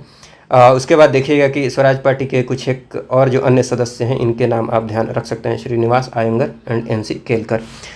उसके बाद देखिएगा यहाँ पर, हाँ, तो ये जो थे ना स्वराज पार्टी, तो इनको परिवर्तन समर्थक कहा गया। परिवर्तन समर्थक उनको कहा गया जो विधानमंडल में प्रवेश करके, मतलब परिवर्तन चाह रहे थे कि अब लड़ाई हम विधानमंडल के अंदर घुसकर करते हैं, मतलब वहाँ घुसते हैं और अपनी हम बात रखेंगे, वो जो भी काम करेंगे वो काम हम नहीं करने देंगे। ठीक है, तो जैसे ये आप देख लीजिए पब्लिक सेफ्टी बिल जो लाया गया था इस पर सरकार की पराजय होती है। ठीक, तो ये बता रहा था मैं कि परिवर्तन समर्थक थे ये, मतलब जो विधानमंडल के अंदर प्रवेश करके आंदोलन को चलाने का प्रयास कर रहे थे उनको परिवर्तन समर्थक कहा गया, प्रो चेंजर्स कहा गया, जिसमें स्वराजी आते हैं। ठीक, यही मैंने यहाँ पर दिखा दिया है, लिख भी दिया है। परिवर्तन समर्थक कौन थे? स्वराजी थे, जिनका काम क्या था? विधान परिषद में प्रवेश करके, मतलब विधान परिषद में प्रवेश करने की जो वकालत कर रहे थे, जो समर्थक थे, उनको प्रो चेंजर्स कहा गया, परिवर्तन समर्थक कहा गया, जिसके अंतर्गत आप चित्तरंजन दास, मोतीलाल नेहरू इनके नाम देख सकते हैं। और उसके बाद परिवर्तन विरोधी की बात कर ली जाए, नो चेंजर्स की बात कर ली जाए, तो ये असल में विधान परिषद में प्रवेश करने के विरोधी थे। ये विधान परिषद में प्रवेश करके लड़ाई लड़ना नहीं चाहते थे। ये असल में चाहते थे कि कोई रचनात्मक कार्य हो, कंस्ट्रक्टिव वर्क हो, जैसे कि खादी आश्रम की स्थापना कर दी जाए, जिससे लोग जो होंगे स्वदेशी की तरफ मुड़ेंगे। राष्ट्रीय शिक्षण संस्थान की स्थापना की जाए। शराब एवं जो विदेशी कपड़ों का बहिष्कार है इसको जारी रखा जाए। ठीक, तो कंस्ट्रक्टिव वर्क पर ये काम करने वाले जो समर्थक थे उनको क्या कहा गया? परिवर्तन विरोधी। और जो विधान परिषद में प्रवेश करके लड़ाई लड़ना चाहते थे उनको परिवर्तन समर्थक। आप इतना ध्यान रख लीजिए कि विधान परिषद में जो प्रवेश करने के समर्थक थे उनको परिवर्तन समर्थक कहा गया, और जो विधान परिषद में प्रवेश करने के विरोधी थे उनको परिवर्तन विरोधी कहा गया। ये असल में रचनात्मक कार्य का समर्थन कर रहे थे। ठीक, इसके अंतर्गत देखिएगा परिवर्तन विरोधी के अंतर्गत जो नेता हैं इनमें आप वल्लभ भाई का नाम देख सकते हैं, राजेंद्र प्रसाद का नाम देख सकते हैं, सी राजगोपालाचारी हो गए, एम ए अंसारी हो गए अर्थात मुख्तार अहमद अंसारी आदि, ये कुछ एक नाम है। बाकी ये जो हाईलाइट किया है इनको आप ज़रूर ध्यान रख लीजिएगा। उसके बाद आप देखिएगा कि कमिंटन जो कि रूस का एक अंतर्राष्ट्रीय साम्यवादी संगठन था, तो कमिंटन के नेतृत्व हेतु चुने गए जो पहले भारतीय थे वो कौन थे? एम एन राय थे। तो ये बात आप ध्यान रख सकते हैं। चलिए उसके बाद चलिए फिर से कुछ एक क्रांतिकारी गतिविधियों की बात कर लीजिए। क्रांतिकारी गतिविधियों में जो अगला महत्वपूर्ण नाम आएगा वो आएगा HRA, हिंदुस्तान रिपब्लिकन एसोसिएशन, जिसकी स्थापना कानपुर में होती है 1924 में, जिसके संस्थापक कौन होते हैं? शैलेंद्र नाथ सान्याल, ये इसके अध्यक्ष होंगे। इनका नाम आप जरूर ध्यान रख लीजिएगा। इसके अलावा जो सदस्य आप देखेंगे, राम प्रसाद बिस्मिल हो गए, योगेश चंद्र चटर्जी हो गए, चंद्रशेखर आज़ाद हो गए, ठीक है, तो ये नाम है। अन्य सदस्य में आप देखिएगा कि बाद में इसमें भगत सिंह भी आकर जुड़ेंगे हिंदुस्तान रिपब्लिकन एसोसिएशन से। और देखिएगा कि HRA के सदस्यों के द्वारा काकोरी कांड को अंजाम दिया जाता है 1925 में, 9 अगस्त 1925। इम्पॉर्टेंट है, ध्यान रख लीजिएगा। ट्रेन का नाम भी आप ध्यान रख लीजिएगा। ये ट्रेन चलती है 8 डाउन ट्रेन, सहारनपुर से लेकर लखनऊ, सहारनपुर लखनऊ पैसेंजर ट्रेन होती है 8 डाउन, ठीक है। जिसमें देखिएगा कि लगभग 29 क्रांतिकारियों को गिरफ्तार किया जाता है। यहाँ से देखिएगा कि चंद्रशेखर आज़ाद जो होते हैं ये फरार हो जाते हैं। 29 क्रांतिकारियों को गिरफ्तार किया जाएगा, ठीक है। सरकारी वकील जो होंगे उनका नाम होता है जगत नारायण, और जो अभियुक्त की तरफ से वकील होंगे वो कौन होंगे? लक्ष्मी शंकर मिश्र होंगे, केसी दत्त होंगे, जय करुणनाथ मिश्र होंगे। तो ये कुछ एक नाम है, बाकी ये आप जरूर ध्यान रख लीजिएगा। हाँ, बचाव समिति जो बनाई जाती है इसके जो अध्यक्ष होते हैं ये गोविंद वल्लभ पंत होते हैं, तो इनका नाम आप जरूर ध्यान रख लीजिएगा। और देखिएगा कि अल्टीमेटली जब इनको सज़ा दी जाती है तो इसमें जो प्रमुख नाम है, जैसे राम प्रसाद बिस्मिल हो गए, इनको फांसी कहाँ पर दी जाती है? गोरखपुर में, तो ये जगह का नाम ध्यान रख लीजिएगा। अशफाकुल्ला खान को फांसी कहाँ पर दी जाती है? फैजाबाद में। रोशन लाल को इलाहाबाद में, और राजेंद्र लाहिड़ी को गोंडा में। तो ये कुछ एक महत्वपूर्ण एग्जाम पर्सपेक्टिव से महत्वपूर्ण बातें हैं, आप ध्यान रख लीजिएगा। उसके बाद देखिएगा कि जो हिंदुस्तान रिपब्लिकन एसोसिएशन है इसको थोड़ा सा मॉडिफाई किया जाएगा। उसके बाद इसका नाम हो जाएगा Hindustan socialist Republican association, HSRA। इसकी स्थापना कहाँ होगी? दिल्ली के फिरोज शाह कोटला में। चंद्रशेखर आज़ाद के नेतृत्व में। अन्य जो सदस्य होंगे भगत सिंह होंगे, सुखदेव, भगवती चरण बोहरा, ये कुछ एक नाम है, आप जरूर ध्यान रख लीजिएगा। और उसके बाद इसकी बात कर लीजिए तो ये बात हम आगे भी करने वाले हैं। असल में साइमन कमीशन जब भारत आता है तो साइमन कमीशन के विरोध प्रदर्शन के दौरान लाला लाजपत राय की मृत्यु हो जाती है। सैंडर्स के निर्देश के बाद लाठीचार्ज होता है, लाठीचार्ज में इनकी मृत्यु हो जाती है। आपको पता है कि लाला लाजपत राय को शेर पंजाब के नाम से भी जाना जाता है, तो ये बात भी आप ध्यान रख लीजिएगा। बाकी आप देखिएगा कि लाठीचार्ज से इनकी जब मृत्यु होगी तो बदला लेने के लिए देखिए सैंडर्स की हत्या कर दी जाती है भगत सिंह के द्वारा। किनकी मदद से? जो चंद्रशेखर आज़ाद होते हैं एंड राजगुरु होते हैं, इनकी सहायता से, ठीक है। तो कब हत्या की जाती है? दिसंबर 1928 में सैंडर्स की हत्या कर दी जाएगी। उसके बाद देखिएगा भगत सिंह के द्वारा बटुकेश्वर दत्त के साथ एक और महत्वपूर्ण काम किया जाएगा कि केंद्रीय विधानसभा में बम फेंका जाएगा 8 अप्रैल 1929 को। जो ट्रेड डिस्प्यूट बिल पर बात चल रही थी वहाँ पर केंद्रीय विधानसभा में, तो ट्रेड डिस्प्यूट बिल तथा पब्लिक सेफ्टी बिल के विरोध में बम फेंका जाता है और उनको अपनी आवाज़ को सुनाने के लिए बम फेंका जाता है। ठीक, देखिए ये मैंने आपको बता ही दिया कि पब्लिक सेफ्टी बिल क्या थी। ट्रेड डिस्प्यूट बिल की बात कर जाए तो इसका जो उद्देश्य था असल में जो लोग थे, जो मजदूर थे, वो हड़ताल नहीं करें, तालाबंदी नहीं करें, तो उनको प्रतिबंधित करने के लिए ये ट्रेड डिस्प्यूट बिल लाया जा रहा था। ये मतलब मुख्य उद्देश्य था इनका, ठीक है। तो ये बात ध्यान रख लीजिएगा। और उसी दौरान ये अपनी गिरफ्तारी देते हैं। उसके बाद देखिएगा कि धीरे धीरे क्या होता है कि लाहौर षड्यंत्र केस जो होता है ना, ये खुल जाता है गिरफ्तारी के बाद। ये वाला जो इन्होंने सैंडर्स की हत्या की थी, उसके बाद आपको पता है इनको फांसी दे दी जाती है, इनको, सुखदेव को, राजगुरु को, ठीक। तो ये सारी बातें हैं। और इसी देखिएगा कि जेल के दौरान, जेल में भूख हड़ताल से जतिन दास की मृत्यु हो जाती है, तो ये बात आप ध्यान रख सकते हैं। बाकी देखिएगा कि इनको फांसी दे दी जाती है 23 मार्च 1931 को, सुखदेव, राजगुरु एंड भगत सिंह को। और इनका जो अंतिम संस्कार होता है सतलज नदी के किनारे फिरोजपुर में, तो ये बात आप ध्यान रख सकते हैं। बाकी अगर चंद्रशेखर आज़ाद की बात कर ली जाए तो इन्होंने खुद को गोली मार लिया था, खुद को गोली मार ली थी। चंद्रशेखर आज़ाद की बात करें तो इनकी मृत्यु हो जाती है 27 फरवरी 1931 को। इलाहाबाद में पार्क है अल्फ्रेड पार्क, जिसका नाम अब हो गया है आज़ाद पार्क। तो ये बात आप ध्यान रख सकते हैं। असल में इनको जब पुलिस पकड़ने आती है तो ये अपने आप को गोली मार लेते हैं, बिकॉज इनका नारा था कि आज़ाद ये हैं, आज़ाद रहेंगे। चंद्रशेखर आज़ाद की बात कर लीजिए, ठीक है। तो ये बात आप ध्यान रख लीजिएगा, आप जानते होंगे। बाकी अल्फ्रेड पार्क का नाम आज़ाद पार्क हो गया है। और हाँ, उसके बाद आप देखिएगा गोपीनाथ साहा का नाम आप ध्यान रख सकते हैं। असल में कलकत्ता का एक पुलिस कमिश्नर होता है चार्ल्स टेगार्ट, तो इसकी हत्या करने का प्रयास किया जाता है 1924 में गोपीनाथ साहा के द्वारा। अल्टीमेटली इनको फांसी दे दी जाती है, तो ये बात आप ध्यान रख लीजिएगा। इसके अलावा अन्य जो क्रांतिकारी गतिविधियों में देखिएगा तो इंडियन रिपब्लिकन आर्मी की बात आती है, बहुत इंपॉर्टेंट है, ध्यान रख लीजिएगा। इंडियन रिपब्लिकन आर्मी के संस्थापक जो हैं कौन है? सूर्य सेन है, जिनको मास्टर दा के नाम से भी जाना जाता है। इनके द्वारा देखिएगा इंडियन रिपब्लिकन आर्मी के द्वारा चटगांव शस्त्रागार कांड को अंजाम दिया जाएगा 1930 में। उसके बाद ये पकड़े जाते हैं। पकड़ने जाने के बाद देखिएगा सूर्य सेन को फांसी दे दी जाती है।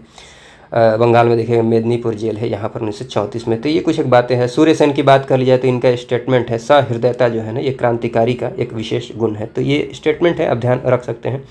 बाकी राम प्रसाद बिस्मिल का भी एक स्टेटमेंट है कि प्रकृति की जो संपदा है, प्रकृति की संपदा पर प्रत्येक इंसान का बराबर अधिकार है।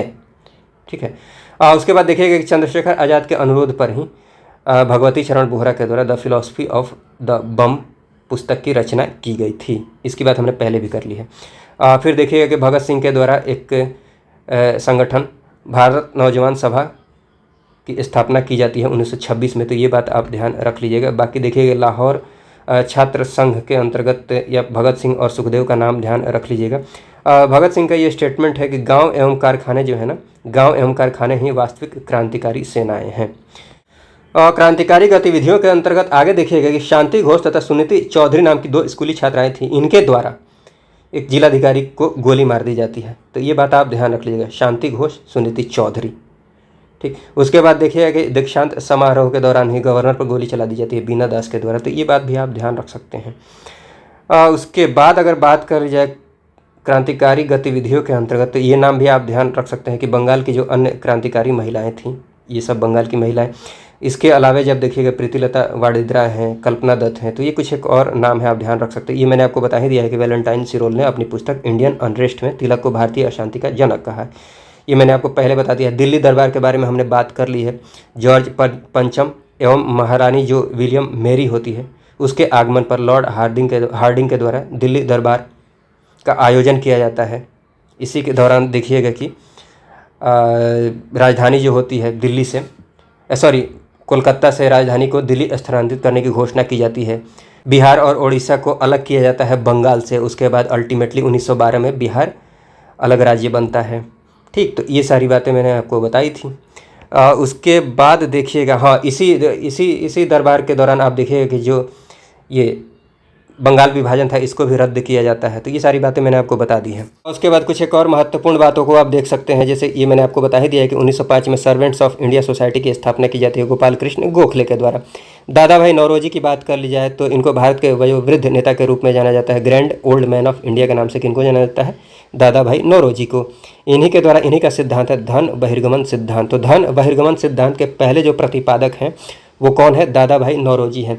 इस सिद्धांत की बात करें तो असल में जो ब्रिटिशर्स थे, ब्रिटिश शासन के दौरान देखिएगा कि भारत से धन और जो संसाधन थे उनका प्रवाह एक तरफा हो रहा था। एक तरफा मतलब ब्रिटेन की ओर ही हो रहा था।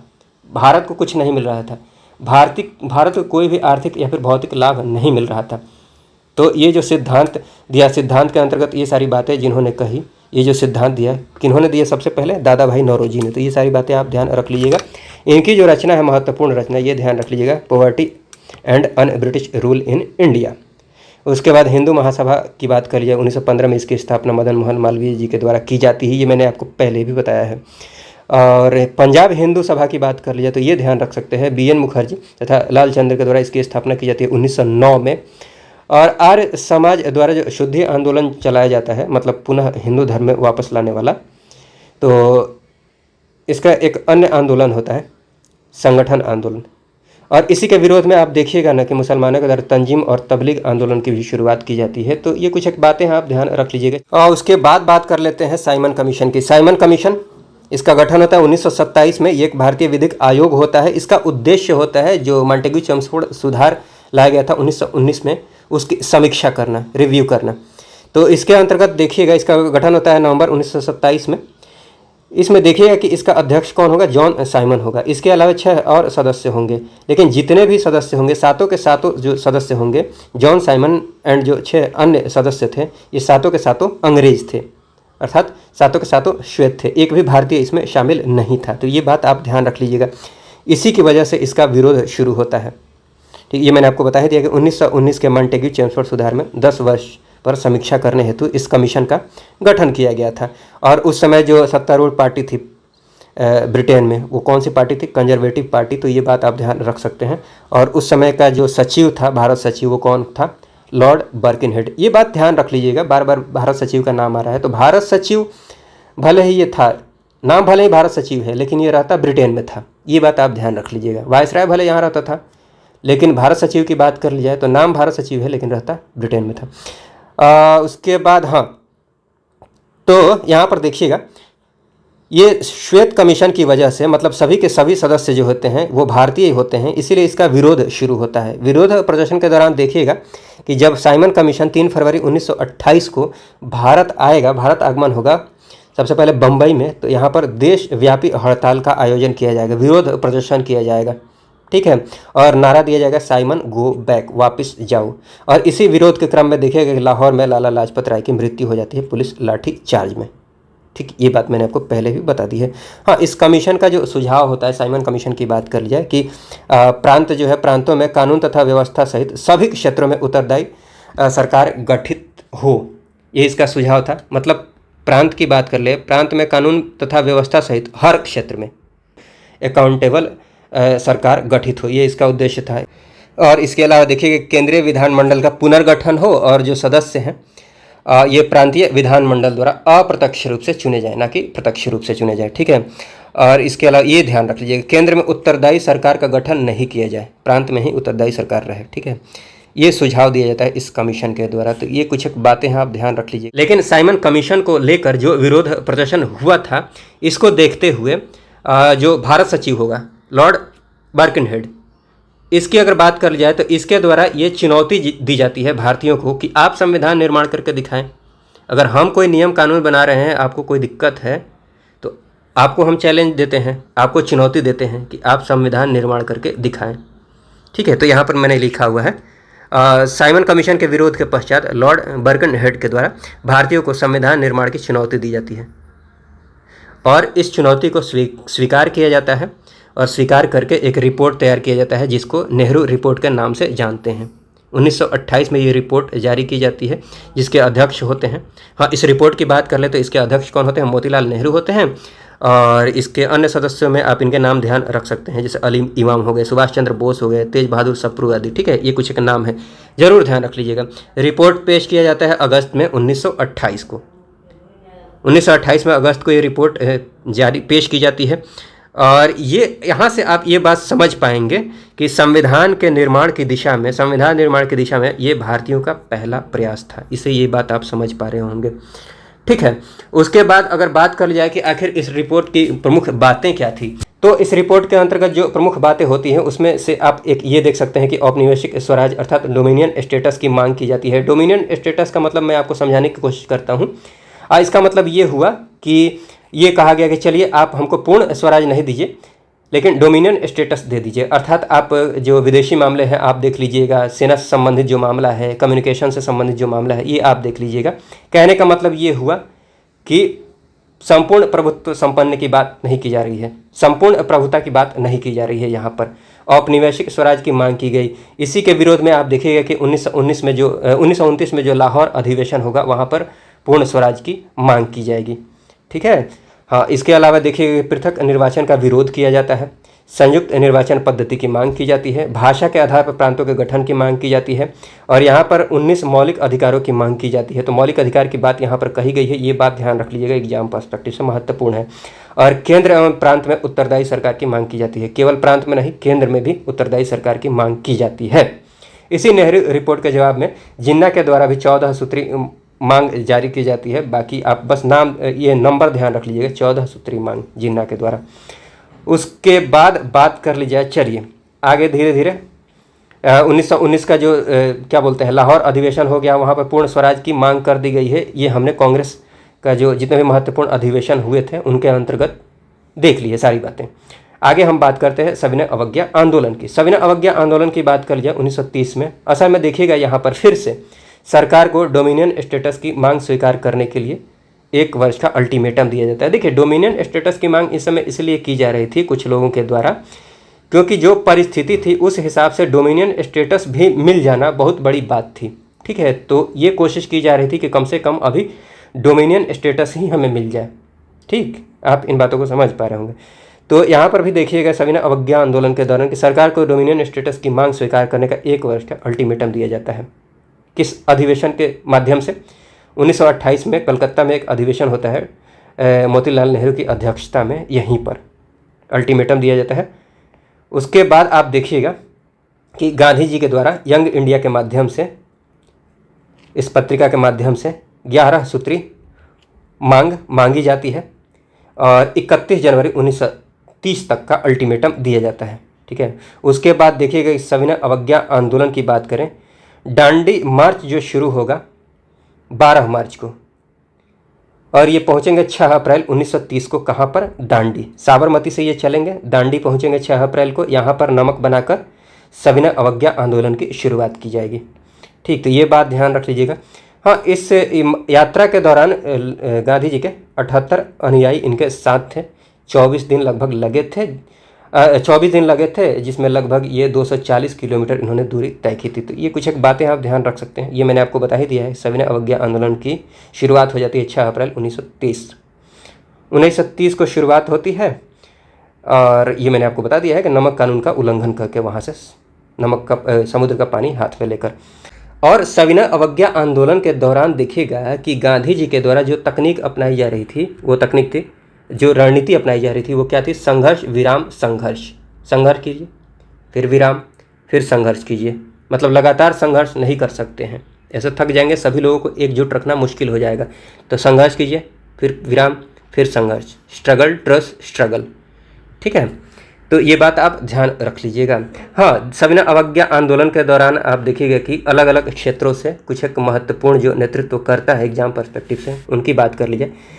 तो तमिलनाडु से जो नेतृत्व प्रदान किया गया सी राजगोपालाचारी के द्वारा, मालाबार से के कलप्पन के द्वारा, चटगांव से सूर्यसेन के द्वारा, उत्तर पश्चिमी सीमा प्रांत की बात कर ली जाए, नॉर्थ वेस्ट की बात कर ली जाए तो उधर की तरफ से बहुत महत्वपूर्ण नाम है खान अब्दुल गफ्फार खान, जिनको सीमांत गांधी के नाम से जाना जाता है।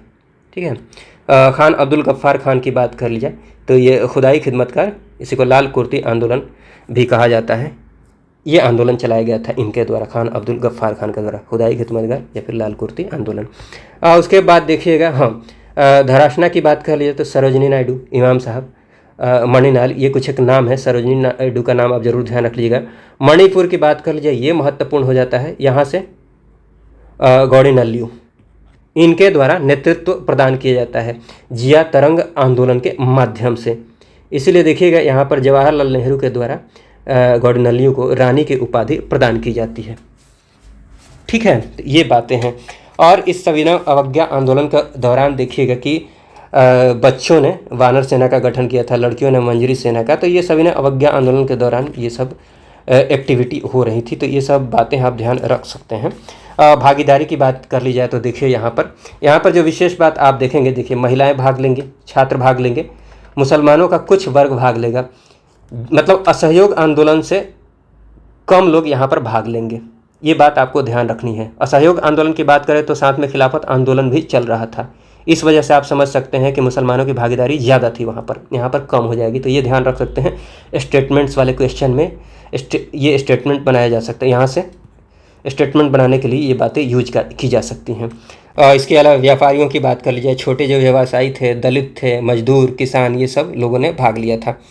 और देखिएगा कि अल्टीमेटली अब 4 मई को गांधी जी को गिरफ्तार करके यरवदा जेल भेज दिया जाता है। उसके बाद जो नेतृत्व करते हैं गांधी जी के गिरफ्तार होने के बाद, ये आप ध्यान रख सकते हैं, अब्बास तैयब जी। तो ये ध्यान रख लीजिएगा। हाँ, इस अवज्ञा आंदोलन के दौरान, सविनय अवज्ञा आंदोलन के दौरान जो अमेरिकी पत्रकार होता है वो कौन होता है? वेब मिलर होता है। तो ये एग्जाम पर्सपेक्टिव से इम्पोर्टेंट है, ध्यान रख लीजिएगा। उसके बाद हम आगे बात करें, उससे पहले ये देख लीजिएगा, ये मुझे आपको पहले बता देना चाहिए था। ये बारदौली कृषक आंदोलन 1928 में ये जो आंदोलन होता है वल्लभ भाई पटेल के नेतृत्व में, जिसकी वजह से देखिएगा कि यहाँ की जो महिलाएं हैं, महिलाओं के द्वारा, बारदौली की महिलाओं के द्वारा इनको सरदार की उपाधि दी जाती है, जिसके बाद ये सरदार वल्लभ भाई पटेल के नाम से जाने जाते हैं। तो ये सारी बातें हैं। उसके बाद सविनय अवज्ञा आंदोलन के दौरान देखिएगा कि गांधी इरविन समझौता होगा 1931 में, 5 मार्च 1931 को। उसके बाद सविनय अवज्ञा आंदोलन को स्थगित किया जाता है। मध्यस्थता की बात कर ली जाए तो ये कुछ एक नाम है, आप ध्यान रख सकते हैं। तेज बहादुर सप्रू एंड जो एम.आर. जयकर थे, इनकी मध्यस्थता से गांधी और इरविन के बीच में समझौता होता है और सरोजिनी नायडू के द्वारा ये स्टेटमेंट दिया जाता है इस समझौता के बाद कि गांधी और इरविन 2 महात्मा हैं। ये मैंने आपको बता दिया है कि सविनय अवज्ञा आंदोलन को स्थगित कर दिया जाता है। नमक बनाने का अधिकार मिलता है इस समझौता के बाद, और जितने भी राजनीतिक कैदी होते हैं इनको रिहा कर दिया जाता है, लेकिन जो हिंसात्मक कैदी होते हैं, अपराधी होते हैं, इनको रिहा नहीं किया जाता है। ठीक है, इसी का परिणाम आप होता है कि देखिएगा कि भगत सिंह और जो उनके सहयोगी होते हैं सुखदेव राजगुरु, उनको फांसी की सज़ा मिलती है, उनको माफ़ नहीं किया जाता। भगत सिंह तो एवं उनके साथियों की सज़ा माफ़ नहीं होती है। ठीक है, और उसके बाद देखिएगा कि कांग्रेस जो है इस समझौते के बाद दूसरे गोलमेज सम्मेलन में भाग लेने को तैयार हो जाती है, पहले वाले में भाग लेने को तैयार नहीं हुई थी। और एलन कैम्पबेल जॉनसन के द्वारा ये स्टेटमेंट दिया गया है कि समझौते में गांधी के लाभ को क्या बोला गया, सांत्वना पुरस्कार कहा गया। तो ये एक स्टेटमेंट है, आप ध्यान रख लीजिएगा। बाकी आप देखिएगा कि गोलमेज सम्मेलन की बात करें तो देखिए, पहले गोलमेज सम्मेलन की बात करें तो डेट बहुत इंपॉर्टेंट नहीं है, मोटा मोटी आप ये ध्यान रख लीजिएगा, कभी कभी क्रम से सजाने को देता है। तो इसमें कांग्रेस ने भाग नहीं लिया था। दूसरा जो गोलमेज सम्मेलन होगा, इसमें कांग्रेस की तरफ से जो प्रतिनिधि होंगे वो गांधी जी होंगे। इनके साथ कुछ एक लोग जाएंगे, जैसे मदन मोहन मालवीय हो गए, महादेव देसाई हो गए, देवदास गांधी हो, घनश्याम दास, मीराबेन, ये कुछ एक लोग होंगे। लेकिन आप गांधी जी का नाम जरूर ध्यान रख लीजिएगा। और ये जिस जहाज़ से जाते हैं जहाज़ का नाम होता है SS राजपुताना, जरूर ध्यान रख लीजिएगा। ये किस हॉल में ठहरते हैं, वहाँ पर किंग्सले हॉल में। तो ये गांधी जी से संबंधित कुछ एक महत्वपूर्ण बातें हैं। बाकी जब आप आगे देखिएगा तो अल्पसंख्यकों के मुद्दे पर गतिरोध उत्पन्न हो जाता है और ये सम्मेलन सफल नहीं होता है। गांधी जी वापस लौट आते हैं। असल में देखिए, मैं समझा देता हूँ आपको, अल्पसंख्यकों का मुद्दा क्या होता था, खासकर जो मुसलमान थे, दलित थे, तो इनके लिए अलग निर्वाचन क्षेत्र की मांग की जा रही थी। तो इसी पर गतिरोध उत्पन्न होता है और गांधी जी वापस चले आते हैं। फिर यहाँ पर हाँ, ये सब कुछ एक बातें हैं। तीसरा जो सम्मेलन होगा गोलमेज सम्मेलन, नवंबर दिसंबर 1932 में होगा। देखिएगा कि तीनों सम्मेलन के समय जो इंग्लैंड का प्रधानमंत्री होगा वो कौन होगा, जेम्स रैमजे मैकडोनाल्ड। और तेज बहादुर सप्रू एंड जो अम्बेडकर हैं, अम्बेडकर का नाम आप जरूर ध्यान रख लीजिएगा, BR अम्बेडकर, तीनों सम्मेलन में भाग लेते हैं। ये इंपॉर्टेंट है, ध्यान रख लीजिएगा। ठीक है, दूसरे सम्मेलन के बाद देखिएगा कि गांधी जी वापस जब लौट के आते हैं तो फिर से सविनय अवज्ञा आंदोलन की शुरुआत हो जाती है और दूसरा जो चरण चलेगा 1932 से 34 तक।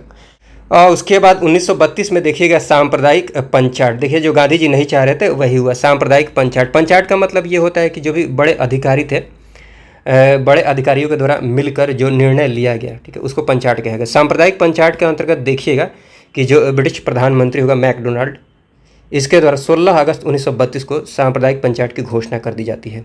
सांप्रदायिक पंचायत अर्थात कम्युनल अवार्ड। इसमें क्या किया जाए कि दलितों को भी अल्पसंख्यक मानकर हिंदुओं से अलग कर दिया जाता है। अलग निर्वाचक मंडल की स्थापना कर दी जाएगी, अलग निर्वाचन मंडल की व्यवस्था कर दी जाती है।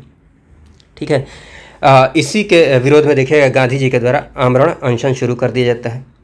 कहाँ से, यरवदा जेल से। तो ये बात आप ध्यान रख लीजिएगा।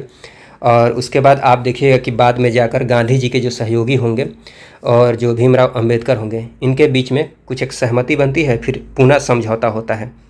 देखिए यहाँ पर पूना समझौता 1932 में ही होता है, पूना पैक्ट के नाम से जिसको जानते हैं। भीमराव और जो गांधी जी के समर्थक थे उनके हस्ताक्षर से, गांधी जी के हस्ताक्षर से नहीं।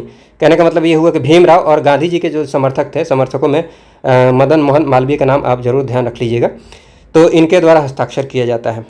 पूना पैक्ट की बात कर ली जाए, उसके बाद देखिएगा कि प्रांतीय जो विधानमंडल होता है, इसमें दलितों के लिए 71 की जगह 147 सीटें आरक्षित की जाती हैं पूना पैक्ट के माध्यम से। ठीक है, और केंद्रीय विधानमंडल में 18% रिजर्वेशन की व्यवस्था की जाती है। ठीक, तो ये सारी बातें होती हैं। उसके बाद बात कर ली जाए तो ये गोलमेज सम्मेलन के बाद हम आ जाते हैं, गांधी जी के द्वारा कुछ एक अभियान चलाया जाता है। जैसे गांधी जी के द्वारा जो हरिजन अभियान चलाया जाएगा, इसकी अगर बात करें तो इसका जो आरंभ होता है ये यरवदा जेल से ही हो जाता है। बिकॉज ये समझ गए थे कि हरिजन के नाम मतलब ये जो दलित थे, दलितों को अब हिंदुओं से अलग कर रहे थे, इनको अलग निर्वाचक मंडल बनाने की व्यवस्था कर रही थी अंग्रेज। तो ये चाह रहे थे कि ये दलितों के लिए कुछ किया जाए। उसके बाद ये दलितों को हरिजन नाम देते हैं। इनके लिए जो अभियान चलाया जाता है ताकि इनको हिंदुओं के साथ ही रख सके, ये अलग नहीं समझे अपने आप को, ठीक है। तो अभियान जो शुरू किया जाएगा यरौदा जेल से शुरू किया जाएगा और 1932 में देखिएगा अखिल भारतीय अस्पृश्यता विरोधी लीग की स्थापना की जाती है महात्मा गांधी जी के द्वारा। और 1933 में देखिएगा कि हरिजन नामक साप्ताहिक पत्र को शुरू किया जाएगा। जेल से रिहा होने के बाद ये वर्धा में सत्याग्रह आश्रम की स्थापना करेंगे और हरिजन यात्रा ये करते हैं वर्धा से ही 1933 में। तो ये बात आप ध्यान रख लीजिएगा। इसके अलावा आप देखिएगा कि अखिल भारतीय कांग्रेस कमेटी का जो अधिवेशन होता है 1934 में, ये कहाँ पर होता है? पटना में होता है। और गांधी जी की बात कर ली जाए तो गांधी जी 1934 में ही कांग्रेस से भी इस्तीफा दे देते हैं और ये मैंने आपको पहले बताया होगा, पंजाब केसरी के नाम से जानते हैं किसको? लाला लाजपत राय को। और उसके बाद बात कर लेते हैं 1935 में आता है भारत शासन अधिनियम। भारत शासन अधिनियम 1935 की बात कर ली जाए तो प्रांतों से द्वैध शासन को समाप्त कर दिया जाता है, जिसको 1919 में लागू किया गया था और केंद्र में द्वैध शासन लागू कर दिया जाता है। तो ये बात आप ध्यान रख लीजिएगा। फिर देखिएगा कि इसी अधिनियम के तहत जो चुनाव होगा, चुनाव में जो कांग्रेस की सरकार बनेगी, इनका जो मंत्रिमंडल होगा लगभग 28 महीने तक काम करेगा। लेकिन 1939 में जब द्वितीय विश्व युद्ध शुरू होता है तो ज़बरदस्ती जब भारतीयों को घसीटा जाता है अंग्रेज़ों की तरफ से, ब्रिटिश सरकार की तरफ से, तो इनके द्वारा मंत्रिमंडल से त्याग पत्र दे दिया जाता है। तो ये बात आप ध्यान रख लीजिएगा। बाकी अगर इनकी बात कर ली जाए तो ये 5 प्रांत में इनको पूर्ण बहुमत प्राप्त होता है। कांग्रेस की अगर बात करें तो जैसे मद्रास हो गया, बिहार हो गया, मध्य प्रांत एवं बरार हो गया, संयुक्त प्रांत की बात करें, उड़ीसा की बात करें तो यहाँ पर इनको पूर्ण बहुमत प्राप्त होता है। बाकी ये 3 प्रांत में ये सबसे बड़ी पार्टी के रूप में उभर कर आते हैं, जैसे असम हो गया, नॉर्थ वेस्ट वाला जो इलाका हो गया, बम्बई हो गया, ठीक है। और ये 8 प्रांत में लगभग ये अपनी सरकार बनाएंगे। कहाँ पर इनकी सरकार नहीं बनती है? बंगाल में, सिंध में और पंजाब, यहाँ पर छोड़कर बाकी जगह ये सरकार बनाते हैं। तो ये कुछ एक बातें आप ध्यान रख लीजिएगा। उसके बाद कुछ एक और महत्वपूर्ण बातों में भारत शासन अधिनियम के बाद बात की जाए तो ये ध्यान रख सकते हैं कि गांधी जी ने किसी भी चुनावी सभा को संबोधित नहीं किया था, ये बात आप ध्यान रख लीजिएगा। और उत्तेजक भाषण के आरोप में मद्रास सरकार के द्वारा किसको दंडित किया गया था? यूसुफ मेहर अली को। और उसके बाद देखिएगा कि एसएस बाटलीवाला पर राजद्रोह भड़काने वाला भाषण का आरोप लगा था, तो ये बात ध्यान रख सकते हैं। बाकी देखिएगा कि जैसे ही कांग्रेस मंत्रिमंडल के द्वारा त्याग पत्र दिया जाएगा तो मोहम्मद अली जिन्ना के द्वारा सभी मुसलमानों से 22 दिसंबर 1939 के दिन मुक्ति दिवस मनाने का आह्वान किया जाता है। 22 दिसंबर 1939 को, ये मैंने बता दिया आपको, कांग्रेस मंत्रिमंडल के त्याग पत्र देने की खुशी में। चलिए, उसके बाद अब देखिएगा कि पाकिस्तान जो प्रस्ताव 1940 में आता है, यहाँ पर पाकिस्तान से संबंधित कुछ एक बातें हैं। जैसे पाकिस्तान शब्द का सबसे पहले जो प्रयोग किया जाएगा 1933 में किया जाएगा चौधरी रहमत अली के द्वारा एक पैम्पलेट में, जिसका नाम होता है नाउ और नेवर, ठीक। इसी में पहली बार पाकिस्तान शब्द का प्रयोग किया जाता है। तो ये बात आप ध्यान रख लीजिएगा, किसमें? नाउ और नेवर में। और उसके बाद देखिएगा 23 मार्च 1940 को मुस्लिम लीग का जब लाहौर अधिवेशन होता है, यहाँ पर पहली बार पाकिस्तान निर्माण का प्रस्ताव पारित किया जाता है। चलिए, उसके बाद 1940 से संबंधित एक और प्रस्ताव आएगा, अगस्त प्रस्ताव। अगस्त प्रस्ताव की बात कर ली जाए तो ये ब्रिटिश सरकार की तरफ से भारत के लिए डोमिनियन स्टेटस प्रदान करने के उद्देश्य से ये प्रस्ताव लाया जाता है, ताकि ये क्या करें कि जो विश्व युद्ध शुरू हुआ था, दूसरा विश्व युद्ध, इसमें ये अपनी भागीदारी खुशी खुशी दे सकें। इस वजह से थोड़ा बहुत खुश करने के लिए, कांग्रेस को खुश करने के लिए, भारतीयों को खुश करने के लिए ये प्रस्ताव लाया जाता है। हालांकि इनका लक्ष्य क्या होता है? भारतीयों के लिए डोमिनियन स्टेटस, ठीक है। लेकिन डोमिनियन स्टेटस तो अब इनको चाहिए नहीं होता है भारतीयों को। फिर देखिएगा कि युद्ध के बाद संविधान सभा का गठन किया जाएगा, ये बात बोलते हैं, ये इस प्रस्ताव में कहा गया है। लेकिन यहाँ पर देखिएगा कि कांग्रेस के द्वारा इस प्रस्ताव को अस्वीकार कर दिया जाएगा, क्योंकि अब किसी को डोमिनियन स्टेटस नहीं चाहिए था, अब चाहिए था पूर्ण स्वराज, ठीक है।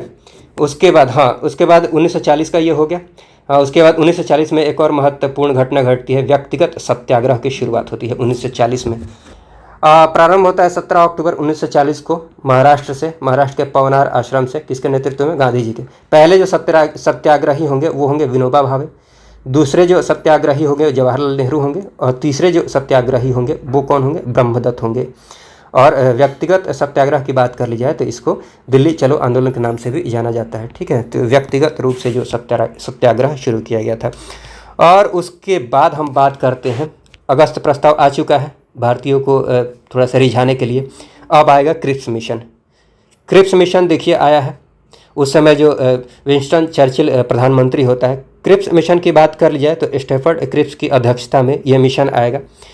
इसमें क्या कहा गया है कि युद्ध जो हो रहा था, द्वितीय विश्व युद्ध, तो युद्ध के बाद भारत को डोमिनियन राज्य का दर्जा दिया जाएगा। फिर से वही बात कही जा रही है कि युद्ध के बाद भारत को क्या दिया जाएगा, डोमिनियन राज्य का दर्जा, अर्थात डोमिनियन स्टेटस प्रदान किया जाएगा।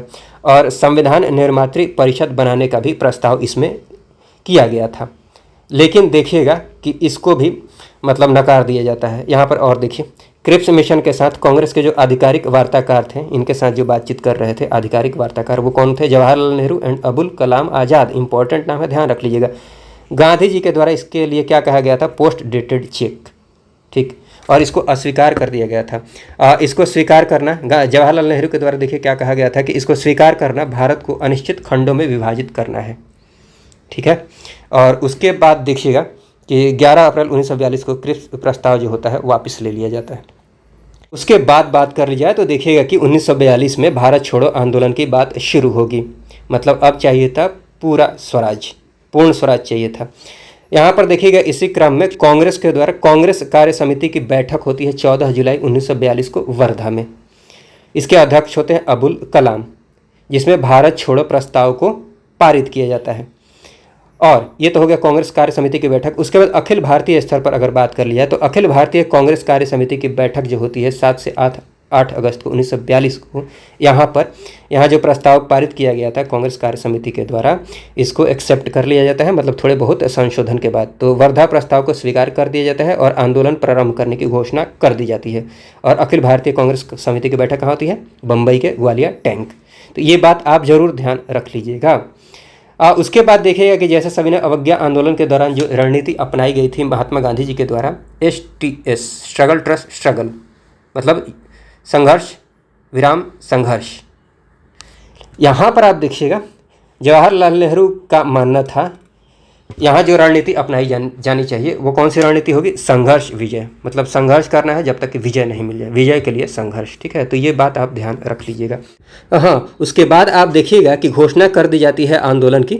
उसके बाद ये जो आंदोलन है शुरू हो जाएगा 9 अगस्त 1942 को, ठीक। लेकिन ऑपरेशन जीरो आवर के तहत देखिएगा इनकी गिरफ्तारी शुरू हो जाएगी, जिसमें 9 अगस्त को ही गांधी जी एवं जो अन्य शीर्ष नेता थे इनकी गिरफ्तारी हो जाती है, जिसमें देखिएगा कि गांधी जी हो गए, सरोजनी नायडू हो गई, इनको गिरफ्तार करके पूना के आगा खान पैलेस में कैद कर दिया जाता है। इसके बाद राजेंद्र प्रसाद की बात करें तो इनको पटना के बांकीपुर में कैद कर दिया जाता है, हजारीबाग जेल में जयप्रकाश नारायण को, अल्मोड़ा में जवाहरलाल नेहरू को, बांकुड़ा जेल में अबुल कलाम आज़ाद को। इसके बाद ये लोग गिरफ्तार हो जाते हैं। उसके बाद देखिएगा कि कुछ लोगों के द्वारा भूमिगत गतिविधियों को अंजाम दिया जाएगा, अंडरग्राउंड रह के काम किया जाएगा, इस लड़ाई को जारी रखा जाएगा, जिसमें राम मनोहर लोहिया हो जाते हैं, जयप्रकाश नारायण हो जाते हैं, अरुणा आसफ अली, उषा मेहता, बीजू पटनायक, अच्युत पटवर्धन, सुचेता कृपलानी, ये कुछ एक नाम है, आप इनको जरूर ध्यान रख लीजिएगा। इसके अलावा देखिएगा कि भूमिगत गतिविधियों के अंतर्गत रेडियो प्रसारण जो शुरू किया जाएगा, किनके द्वारा, अंडरग्राउंड होकर उषा मेहता के द्वारा, तो इनका नाम आप जरूर ध्यान रख लीजिएगा। इसके अलावा राम मनोहर लोहिया, ठीक। इसके बाद हाँ, इसी क्रम में देखिएगा कि इस आंदोलन के दौरान समानांतर सरकार की स्थापना कर दी जाएगी, मतलब खुद की सरकार बना दी जाएगी। किसके द्वारा, चीतू पांडे के द्वारा देखिएगा बलिया में समानांतर सरकार की स्थापना होगी। फिर मिदनापुर बंगाल में तमलुक में समानांतर सरकार की स्थापना होगी, ये जगह का नाम है, ठीक है। उसके बाद सतारा में समानांतर सरकार की स्थापना होगी, YB चौहान हो गए, नाना पाटिल, इनके द्वारा, ठीक है। तो ये कुछ एक बातें हैं। उसके बाद देखिएगा कि गांधी जी के द्वारा करो या मरो मंत्र दिया जाता है इस आंदोलन के दौरान, ये बात आप जानते हैं। और इस आंदोलन के दौरान जो अमेरिकी पत्रकार होगा उसका नाम होता है लुई फिशर, तो इसका नाम ध्यान रख लीजिएगा, लुई फिशर, जो कि गांधी जी का जीवनीकार होता है। उसके बाद यहाँ पर देखिएगा कि जहाँ पर असहयोग आंदोलन के दौरान गांधी जी के द्वारा ये निर्देश दिया गया था कि आप जहाँ भी काम कर रहे हैं पूरी तरह से बहिष्कार कर दीजिए, छोड़ दीजिए उस काम को, ठीक है। वकालत कर रहे हैं तो वकालत छोड़ दीजिए। लेकिन यहाँ पर देखिएगा भारत छोड़ो आंदोलन के दौरान पूरी तरह से बहिष्कार करने की बात नहीं कही जाएगी गांधी जी के द्वारा। ऐसा कहा जाएगा कि आप जहाँ भी काम कर रहे हैं काम कीजिए, लेकिन भारतीयों के लिए काम कीजिए वहीं से। और जो सैनिक हैं वो पहले वहाँ पर क्या कहा गया था असहयोग आंदोलन के दौरान कि आप त्यागपत्र दे दीजिए, लेकिन यहाँ पर त्यागपत्र देने की बात नहीं कही गई थी, बल्कि ये कहा गया था कि आप जो भारतीय लोग हैं, भारतीय जो आंदोलनकारी हैं, उन पर गोलियाँ नहीं चलाएं, उनके प्रति कोई कठोर दमनात्मक रुख नहीं अपनाएं। ठीक है, तो ये सारी बातें कही गई थी। तो यही यहाँ पर लिखा गया होगा। हाँ, इस आंदोलन में गांधी जी के जो निर्देश थे वो ये थे कि सरकारी सेवकों की बात करें या फिर सैनिकों की बात करें तो इनको ये कहा गया था कि आप त्यागपत्र नहीं दें, लेकिन भारतीयों का सहयोग करें। और इसमें देखिएगा भागीदारी की बात कर ली जाए तो युवकों ने भाग लिया था, महिलाएं थीं, श्रमिक थे, किसान थे, सरकारी सेवक थे, मुसलमान, ठीक, तो ये सब लोगों ने भाग लिया था यहाँ पर। तो भारत छोड़ो आंदोलन से संबंधित ये सारी बातें थीं। उसके बाद चले कुछ एक और महत्वपूर्ण फैक्ट्स की बात कर लेते हैं। देखिए 23 मार्च 1943 को मुस्लिम लीग के द्वारा पाकिस्तान दिवस मनाने का निर्णय लिया जाता है। और यहाँ पर देखिएगा पश्चिम बंगाल में भयंकर अकाल आता है। तो 1943 में जो अकाल आता है उसमें सबसे जो प्रभावित होने वाला क्षेत्र होता है वो पश्चिम बंगाल होता है। तो ये बात आप ध्यान रख लीजिएगा। और इसके अलावा देखिएगा कि कांग्रेस एवं जो मुस्लिम लीग थी, मुस्लिम लीग आपको पता है कि वो पाकिस्तान मतलब एक अलग देश बनाने के मार्ग पर चल पड़ी थी। तो यहाँ पर देखिएगा कि कांग्रेस एवं मुस्लिम लीग के मध्य सहयोग बढ़ाने के लिए कुछ एक समझौते किए गए थे, जैसे कि इसी समझौते के दौरान देखिएगा राजगोपालाचारी फॉर्मूला, देसाई लियाकत समझौता है 1944 की, ये सब घटनाएं हैं। तो ये सारी बातें उभर कर आती हैं बस कांग्रेस एवं मुस्लिम लीग के मध्य सहयोग बढ़ाने के लिए। ठीक, तो ये बस आप ध्यान रख लीजिएगा, राजगोपालाचारी फॉर्मूला जो लाया जाता है या फिर देसाई लियाकत समझौता की बात कही गई थी, ये किसके लिए? कांग्रेस एवं मुस्लिम लीग के मध्य समझौता बढ़ाने हेतु। और उसके बाद महत्वपूर्ण बात में ये ध्यान रख सकते हैं 1940 में लंदन में उधम सिंह के द्वारा माइकल ओ डायर की हत्या कर दी जाती है। ये जलियांवाला बाग हत्याकांड वाला डायर नहीं है, वो जनरल डायर था, ये माइकल ओ डायर है। ठीक है, तो ये डिफरेंस थोड़ा सा ध्यान रख लीजिएगा। बाकी उसके बाद उधम सिंह को फांसी दे दी जाती है। और उसके बाद बात कर लेते हैं आज़ाद हिंद फौज की। आईएनए की बात कर ली जाए तो इसकी स्थापना होती है तत्कालीन मलाया में, जिसको सिंगापुर के नाम से आप जानते हैं। इसकी स्थापना होती है, असल में होता क्या है कि ज्ञानी प्रीतम सिंह और जो जापानी एक मेजर होता है फूजीवारा, इनको ये समझाते बुझाते हैं किसको? ये कैप्टन मोहन सिंह को। उसके बाद इनके द्वारा कैप्टन मोहन सिंह के मन में ये विचार आता है आज़ाद हिंद फौज की स्थापना को लेकर। ठीक, तो सबसे पहला जो विचार आया था आज़ाद हिंद फौज को लेकर, वो किसके मन में आया था? किसने इसकी स्थापना की थी? कैप्टन मोहन सिंह ने। बाद में इसकी बागडोर संभालते हैं कौन? सुभाष चंद्र बोस 1943 में। तो ये बात आप ध्यान रख सकते हैं। ठीक, तो ये इससे आप ये समझ सकते हैं, ऐसा कहा जाता है कि आईएनए जो है ना, ये ज्ञानी प्रीतम सिंह तथा फूजीवारा का मानसिक पुत्र है। ठीक, इनके समझाने बुझाने से इन्होंने कन्विंस किया था, मोटिवेट किया था किनको? कैप्टन मोहन सिंह को। तो ये बात आप ध्यान रख लीजिएगा। उसके बाद बात कर लिया, हाँ, सुभाष चंद्र बोस की बात करें तो फिर देखिएगा कि ये यहाँ पर स्वतंत्र भारत की अंतरिम सरकार निर्माण की घोषणा करते हैं। स्वतंत्र भारत की अंतरिम सरकार निर्माण की घोषणा करते हैं, अर्थात आज़ाद हिंद सरकार की जो घोषणा करते हैं, किस डेट को करते हैं? 21 अक्टूबर 1943 को। तो ये ध्यान रख लीजिएगा डेट, ये एग्जाम में पूछा गया है। ठीक, चलिए, तो ये बातें आप समझ पा रहे होंगे। लेकिन आज़ाद हिंद फौज की बात करें तो इनका अल्टीमेट जो गोल था वो था अंग्रेज़ों को भारत से बाहर भगाना। तो ये इधर की तरफ आएंगे, भारत में जैसे इंटर करेंगे, भारत जो बर्मा वाला इलाका है, बर्मा और मणिपुर वाला इलाका, यहाँ पर इनकी लड़ाई होती है। लेकिन अल्टीमेटली देखिएगा कि आज़ाद हिंद फौज के जो लोग होते हैं, जैसे पीके सहगल हो गए, गुरु बख्श हो गए, शहनवाज हो गए, राशिद अली हो गए, ये लोग गिरफ्तार कर लिए जाते हैं, इनको फांसी दे दी जाती है और इनको 7 वर्ष की सज़ा होती है। उसके बाद देखिएगा कि इनके बचाव के लिए बचाव पक्ष की तरफ से जो वकील होंगे वो होंगे भूला भाई। ठीक, इसके अलावा तेज बहादुर सप्रू होंगे, जवाहरलाल नेहरू होंगे, अरुणा आसफ, कैलाश नाथ काटजू, ये कुछ एक नाम है, आप ध्यान रख सकते हैं। इसके अलावा देखिएगा सुभाष चंद्र बोस के द्वारा कुछ एक स्थापना की जाएगी, जैसे रानी लक्ष्मीबाई रेजिमेंट की स्थापना की जाती है, द फ्री इंडियन लीजन की स्थापना की जाती है। रानी लक्ष्मीबाई रेजिमेंट की बात कर ली जाए तो इसका जो कमांडर होता है, कमांडर किसको बनाते हैं? लक्ष्मी सहगल को बनाते हैं। चलिए, ये सारी बातें होंगी। उसके बाद कुछ एक और इम्पॉर्टेंट फैक्ट्स में ये ध्यान रख सकते हैं, शाही नौसेना विद्रोह 1946 में होता है, ये बस ध्यान रख लीजिएगा। और नौसेना की बात करें, जो जहाज़ का नाम होता है, जहाज़ का नाम ध्यान रख सकते हैं HMIS। ठीक है, HMIS तलवार नौसेना। नाविक कौन होता है? नाविक का भी नाम आप ध्यान रख सकते हैं, BC दत्त। तो ये कुछ एक बातें हैं। उसके बाद चलिए कैबिनेट मिशन आएगा। अल्टीमेटली भारत छोड़ो आंदोलन के बाद ये सब कुछ घटनाएं हो चुकी हैं, उसके बाद आएगा कैबिनेट मिशन। उस समय जो प्रधानमंत्री होता है ब्रिटेन का, वो होता है इटली। कैबिनेट मिशन का आगमन होता है 24 मार्च 1946 को। कैबिनेट मिशन में कौन कौन लोग होंगे? पैथिक लॉरेंस होगा, स्टेफर्ड क्रिप्स होगा, एवी अलेक्जेंडर होगा। इसमें देखिएगा पैथिक लॉरेंस जो है ना ये अध्यक्ष होगा, और बाकी सदस्यों की बात कर ली जाए तो बाकी सदस्यों का नाम आप जरूर ध्यान रख लीजिएगा। स्टेफर्ड क्रिप्स की बात कर लीजिए, व्यापार बोर्ड का अध्यक्ष होता है, ये नौसेना मंत्री होता है, तो ये बात भी आप ध्यान रख सकते हैं। और कैबिनेट मिशन का देखिएगा कि गांधी जी के द्वारा समर्थन किया जाएगा। और कैबिनेट मिशन की बात करें तो इसके द्वारा ये प्रस्ताव पास किया जाता है, ये प्रस्ताव रखा जाता है कि भारत एक संघ होगा, और संविधान सभा के गठन की बात कही जाती है। और लेकिन यहाँ पर ये देखिएगा कि मुस्लिम लीग की जो पाकिस्तान बनाने की मांग थी उसको यहाँ पर अस्वीकृत कर दिया जाता है, नकार दिया जाता है कैबिनेट मिशन के द्वारा। ठीक है, मुस्लिम लीग की पाकिस्तान की मांग को अस्वीकृत करने के पश्चात देखिएगा जिसके परिणाम स्वरूप देखिएगा कि मुस्लिम लीग के द्वारा यहाँ पर देखिए 16 अगस्त 1946 को मुस्लिम लीग ने प्रत्यक्ष कार्यवाही दिवस की शुरुआत कर दी, जिसके बाद भीषण दंगे हुए, जिसके दौरान आप देखिएगा गांधी जी 1946 में नोआखाली पहुंचते हैं, बंगाल में भीषण दंगे होते हैं। ठीक है, तो ये सारी बातें हैं। उसके बाद हम बात कर लेते हैं माउंटबेटन योजना। 3 जून 1947 को इसको डिक्की बर्ड योजना के नाम से भी जानते हैं। तो 3 जून 1947 को इस योजना का गठन होगा। यहाँ पर देखिएगा कि सत्ता सौंपने का निर्धारण जो किया जाएगा वो 15 अगस्त 1947। हालांकि इसके पहले जो उस समय प्रधानमंत्री था, प्रधानमंत्री के द्वारा ये घोषणा की गई थी कि भारत को स्वतंत्र कर दिया जाएगा 30 जून 1948 को, लेकिन उसके पहले ही सत्ता को सौंपने का डिसीजन ले लिया जाता है। 15 अगस्त 1947 को सत्ता सौंपने का निर्धारण किया जाता है।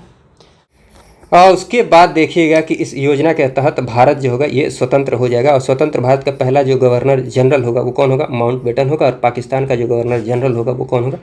जिन्ना होगा।